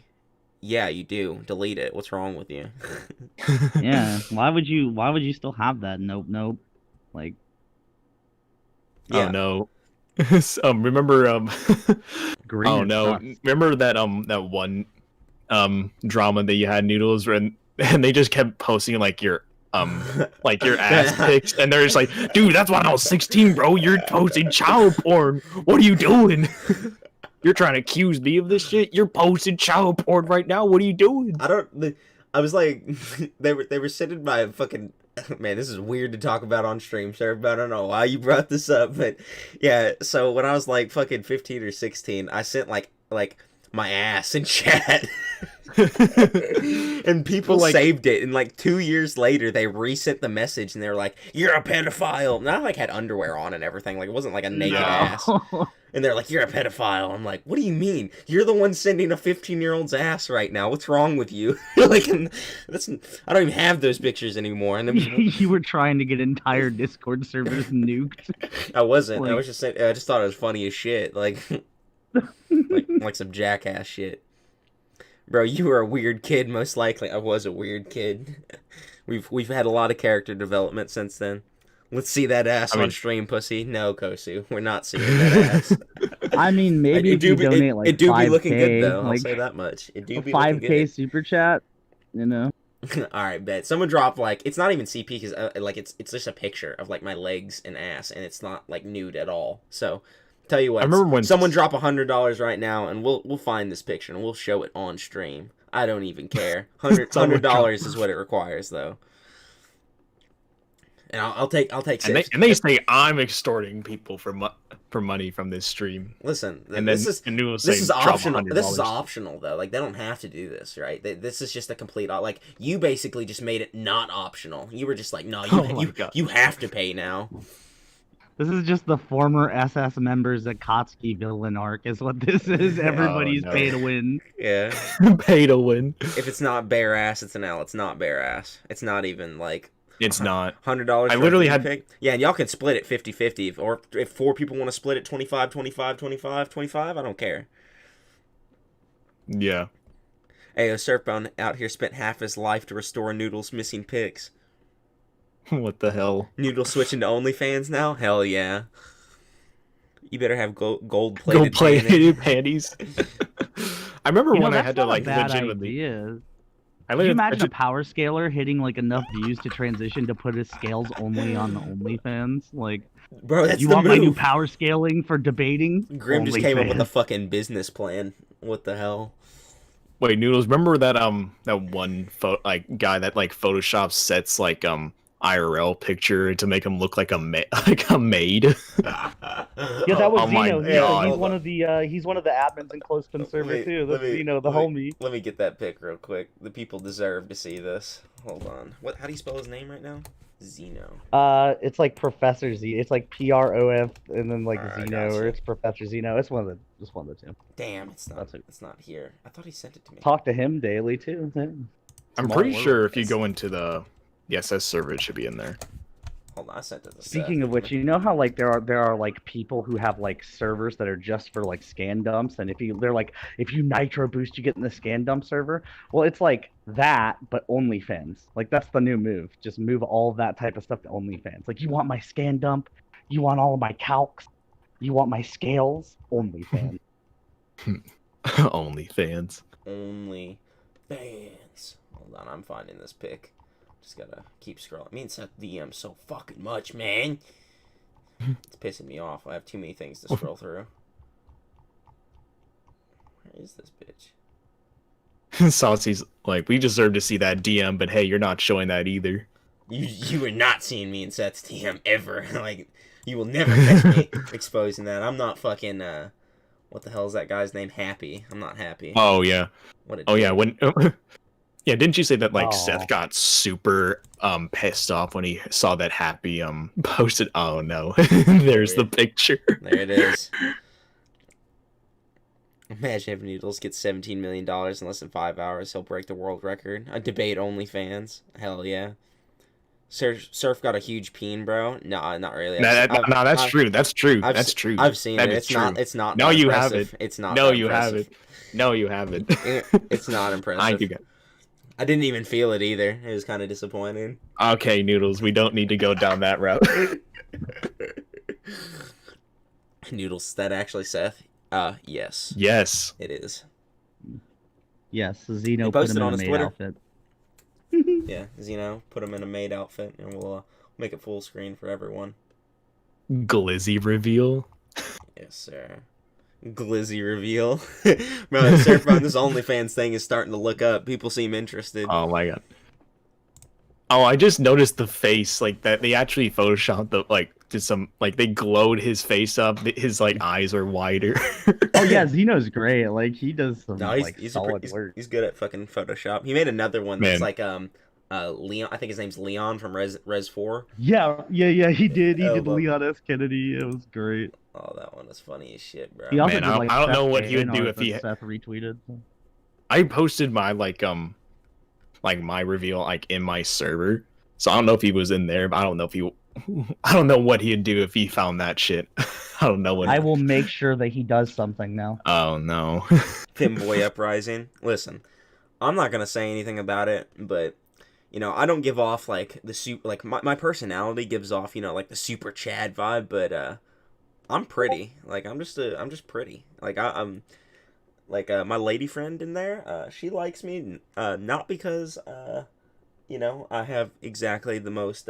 She likes the femboys. I'm not even gonna lie. Look, femboys are not, and I say this in front of my wife right now. If you don't think that picture of Seth is just a hunk of man meat, all right, I'm not on board with this. You're not gay or straight. You're just wrong. It's a hunk of man meat. Surfbone, you posted your glizzy. Me and Surfbone are gonna have to collaborate on some OnlyFans posts. Oh shit. Man, me and Noodle's been both working our asses off at the gym, and then we're just come back extra ripped, and then eventually okay, it's time to start the OnlyFans. I'll put two fucking arms, 2 inches on my arms. Kosu, me, and you need Clown Piece. We got to start an OnlyFans too, the underlings, the students of Surfbone Noodles. Oh no, we gotta have our own school of OnlyFans. Surfbone, the academy. If we posted our reveals, they would break the internet, bro. People are just not ready for how pretty the prettiness. Wait, if you guys did OnlyFans together. That would break the internet, honestly. If you guys did a joint OnlyFans, would it be called Noodlebone? Noodlebone. Oh god. Noodlebone. Sir. Bro, Noodlebone OnlyFans. Or Surf Noodle. Noodlebone Productions. No, I thought of Soodles. Y'all better Surf Noodle or Noodlebone. Is this why Seth debated you on fucking animals? That debate happened so long ago. Holy shit. Noodlebone Incorporated. That's gonna be our company name. Wait, you guys debated that? I've been in troll debates like that. I didn't know you guys did that. No, me and Seth debated on bestiality 3 years ago or some shit. And even in that video, he was just a lot of people are saying that Noodles is just claps Chuck. In that same video, at the very start of it. I just thought that was really funny that he inserted that in there. Yeah. This is the best stream y'all ever had, I swear, lol. I like the way y'all acting. Y'all regular self, so inspirational. That's right. Yeah. What you think, we just gonna be fronting? We don't front. We don't front in this bitch. It would be called Surf Bones Noodles. Surf Bones Noodles. Oh my god. Surf gets boned by the noodle. No. That's why y'all gotta like, subscribe, and pay for the OnlyFans, because these guys are authentic. They're not like those other YouTubers out there. Dude. Not like those other YouTubers. It's like you guys need to like get really big and hire the guy who used to do the ShamWow commercials and just be like, they're not like the other YouTubers out there, the ones that try to scam you, take your money, like kick your cat out the window. Yeah, they're gonna clean up the whole debating community. They're gonna clean up real quick with the calcs. You can subscribe to the OnlyFans today for only 3 payments of $19.99. That's right, $19.99. People are saying open the DM with Young. I'm not opening the Young DM. I refuse. These motherfuckers want to see my DMs. It's a break of privacy. I can't do it. I'm gonna open it though. I'm just gonna keep it hidden. Maybe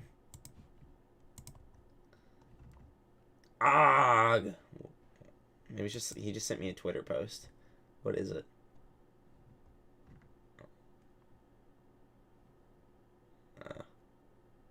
I'm not gonna listen to this right now. I accidentally did. Oh. I'll listen to it later. It's probably. It would have been funny if he sent you a link where it's just like hashtag Noodlebone is trending on Twitter. Hashtag Noodlebone. Bro, you're lazy. Oh no. Oh no. It's CP confirmed. It's not CP. Everybody in chat, get that trending on Twitter. Hashtag Noodlebone. Hashtag Noodlebone. I'm down with this. And use the picture of Seth in the maid outfit too. What the hell? Listen, if you're in my server, you've definitely seen me. If you're in Surfbone server, you've probably seen him. So it's literally in my pinned messages. It would be something that people would want to see. That's all I say. That's all I'll say. I remember it would make money. There was somebody in my. There was literally someone in my server. A bunch of them are like, no, there's no way that's fucking you, and I'm like, that's me. And then one of them, it was like a retard in my server. He's just like, I thought you were like a fat fuck. Yeah, no, Seth's big, but Surfbone is lean. Like he's got that lean fucking muscle. Like Seth's just a big motherfucker. He's not. He looks kind of a little chubby in there. Like he's not very defined. Like he's got the muscles, but I've seen Noodles. I can tell you right now that ain't no one paying for his OnlyFans. Well, I don't know why you're wearing hats indoors, but I think you need to change that. It's a little weird, buddy. Yeah. Also, it doesn't matter what Noodles looks like. Okay, we have established that Xeno, through the magic of Photoshop, can do anything. Yeah, we can figure out whatever fucking kink you got. That's all I see. He's gonna be cut. Like, we're gonna make Surfbone into like Surf Dingo. All right, Surf Dingo. Surf Dingo. Where's Clothespin's reaction? You just missed it, bro. Clothespin seemed like he was depressed when he came into chat. He's like, "Oh man, I kind of feel bad that I was insulted, but I'll talk to y'all later." I'm like, "Man, I didn't mean it like that, Clothespin." Like, it's like good. We didn't mean to diss you that hard, bro. Like, come back. We want to talk. I love how he messaged in the admin chat. He was just like, "Is it bad that I'm half naked waiting for this woman to get out of the shower in my bed watching this stream? I'm a head out. I'm gonna go get my stick wet." Like. Yeah, I saw that DM. That was funny. Yeah. Surfbone, let me see your pic. I've never seen you before. Saucy, you're a weirdo, bro. Get out of chat. Let me see you. So sensual. What's wrong with you? Sub to the OnlyFans. Join my server and you'll see what I look like. He's already fiending now. People fiending for the pic, bro. Kosu, don't threaten Seth, bro. Like, what? I'll beat the fuck out of Seth. Kosu, you look like a I can't say that. That would be too. he looks like the guy. Kosu looks like a guy whose dream job is to work in a dispensary. Shit. Do you think Minato's days in Ore compares to Itachi's sickness? Nah. Well, what the fuck were you just talking about opening OnlyFans with him and I'm weird? Listen, that's just a business opportunity. You just want to see it. That's fucking weird, bro. What's wrong with you?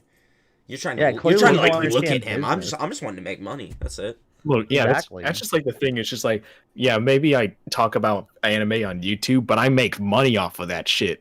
Why the fuck does that matter? Exactly, dude. I'm making money, millions off of OnlyFans. Like, what's wrong with other people doing it? And it's like the OnlyFans shit's like, yeah, it's like whatever. They're still making money off of it. Yeah. It's like those are just dumbass motherfuckers that are just giving them money. Those motherfuckers can't do shit. The first video is gonna be them in like a Discord video call, just slowly eating bananas while staring intently at the camera. Yeah.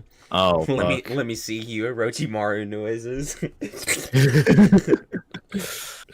What the fuck? Saucy can keep the sauce to himself. Yeah. Don't shame sex workers. Our moms are beautiful people.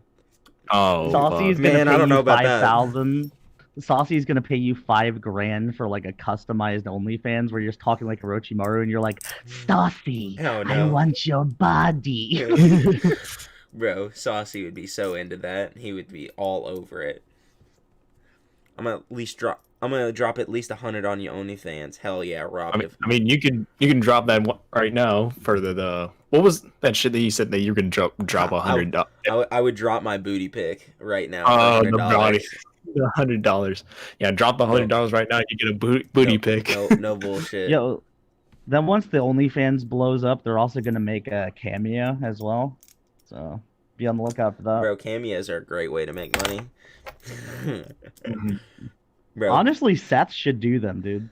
Yeah, he already is robbing people blind anyway. Might as well just do it worse. Like, you know how much people would pay for Seth to make a cameo and just come on to like their crappy YouTube video with 5 viewers saying like, One Piece bodies the entire Dragon Ball Superverse, like, and they just paid him like $500. He's just told me stories about people just randomly paying him to like go debunk like versus battle threads, like a lot of money, and I'm like, bro, I've seen those streams, they make me laugh because he's over there like dying inside because he's got to read like a 400-page dossier of somebody's like PhD thesis that they made of like why Ichigo is like fodder. Yeah, stupid as shit.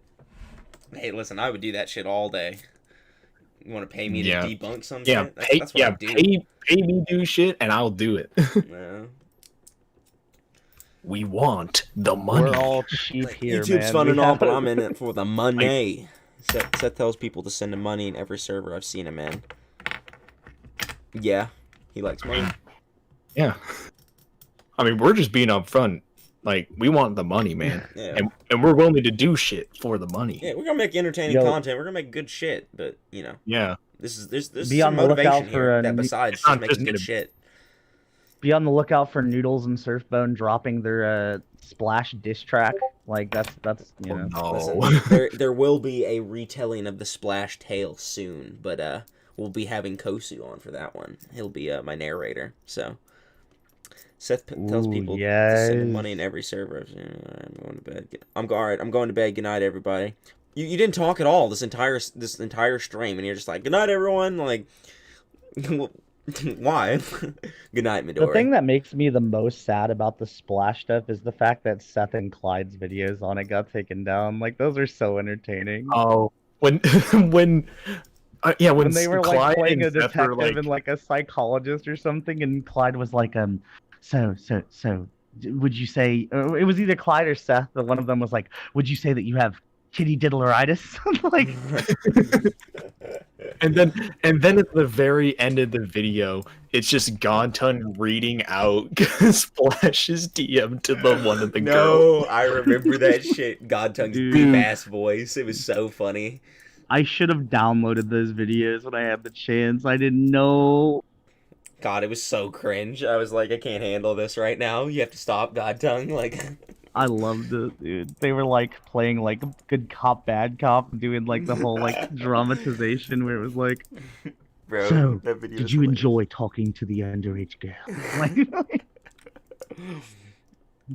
Bro, Splash agreed to let them upload that too. I was like, Splash, you fucking retard. Why would you do What's that? wrong with you? They were making fun guys. of them too. I'm Splash's brother. I'm so sorry No. that I got on his account and talked to people. Bro, Naya did some crazy shit. I'm probably gonna bring it up in the video, but like, Naya like figured out like the time frame he was talking. He had to like figure out the time zone of the screenshots of the girl. He like messaged the girl, figured out what time zone she was in, figured out like at what time he was messaging her, and then like looked in the SS server and other servers Splash was in and matched up times that he was typing with other people, including the SS server. So about things that only he would really know about, right? Like the SS server was kind of like a private place, and unless his brother is just like monitoring what he does. Like, it basically would have had to have been, like, Splash would have had to, like, type on his computer and, like, turn around for a second, and his brother would have had to, like, run up, type on his keyboard to the girl, and then run away before, like, Splash turns back around. Like, that's how it would have had to have happened. Like, it was so like... what you're saying is Naya went, like, full Death Note, like, deductive reasoning. Bro, and was like, Naya is a it can't beast possibly detective. be the case that if Splash was moving at 500 meters per second at this exact time when the position of the sun was 38 degrees in the west. Like, you don't understand the kind of crazy shit Naya has done to figure shit out. He figured out, like, there was a screenshot that got leaked of some DMs, and he figured out who it was by, like, the phone that they had. Like, he saw at the top right, he figured out what phone they had, right? And, like, there was a certain amount of people in call, and he like asked everyone in call what kind of phone they had and shit, and figured out who it was. Like, he's just crazy. Like, he's actually just insane. That's amazing. I cannot tell you how many times, like, Naya just comes into call, tells us some new shit he found for Naruto, and we're just like, Naya, how did you find this shit? Bro, that Konohamaru stuff and the hears and stuff still Oh shakes my soul. Oh, dude, I have experienced Naya just drop into chat to lay down some fat Naruto facts, Naya. dude. Naya's a beast. Naya gloated. Noodles, do you have debate ranks in your server? Saucy, you were in my server for months, bro.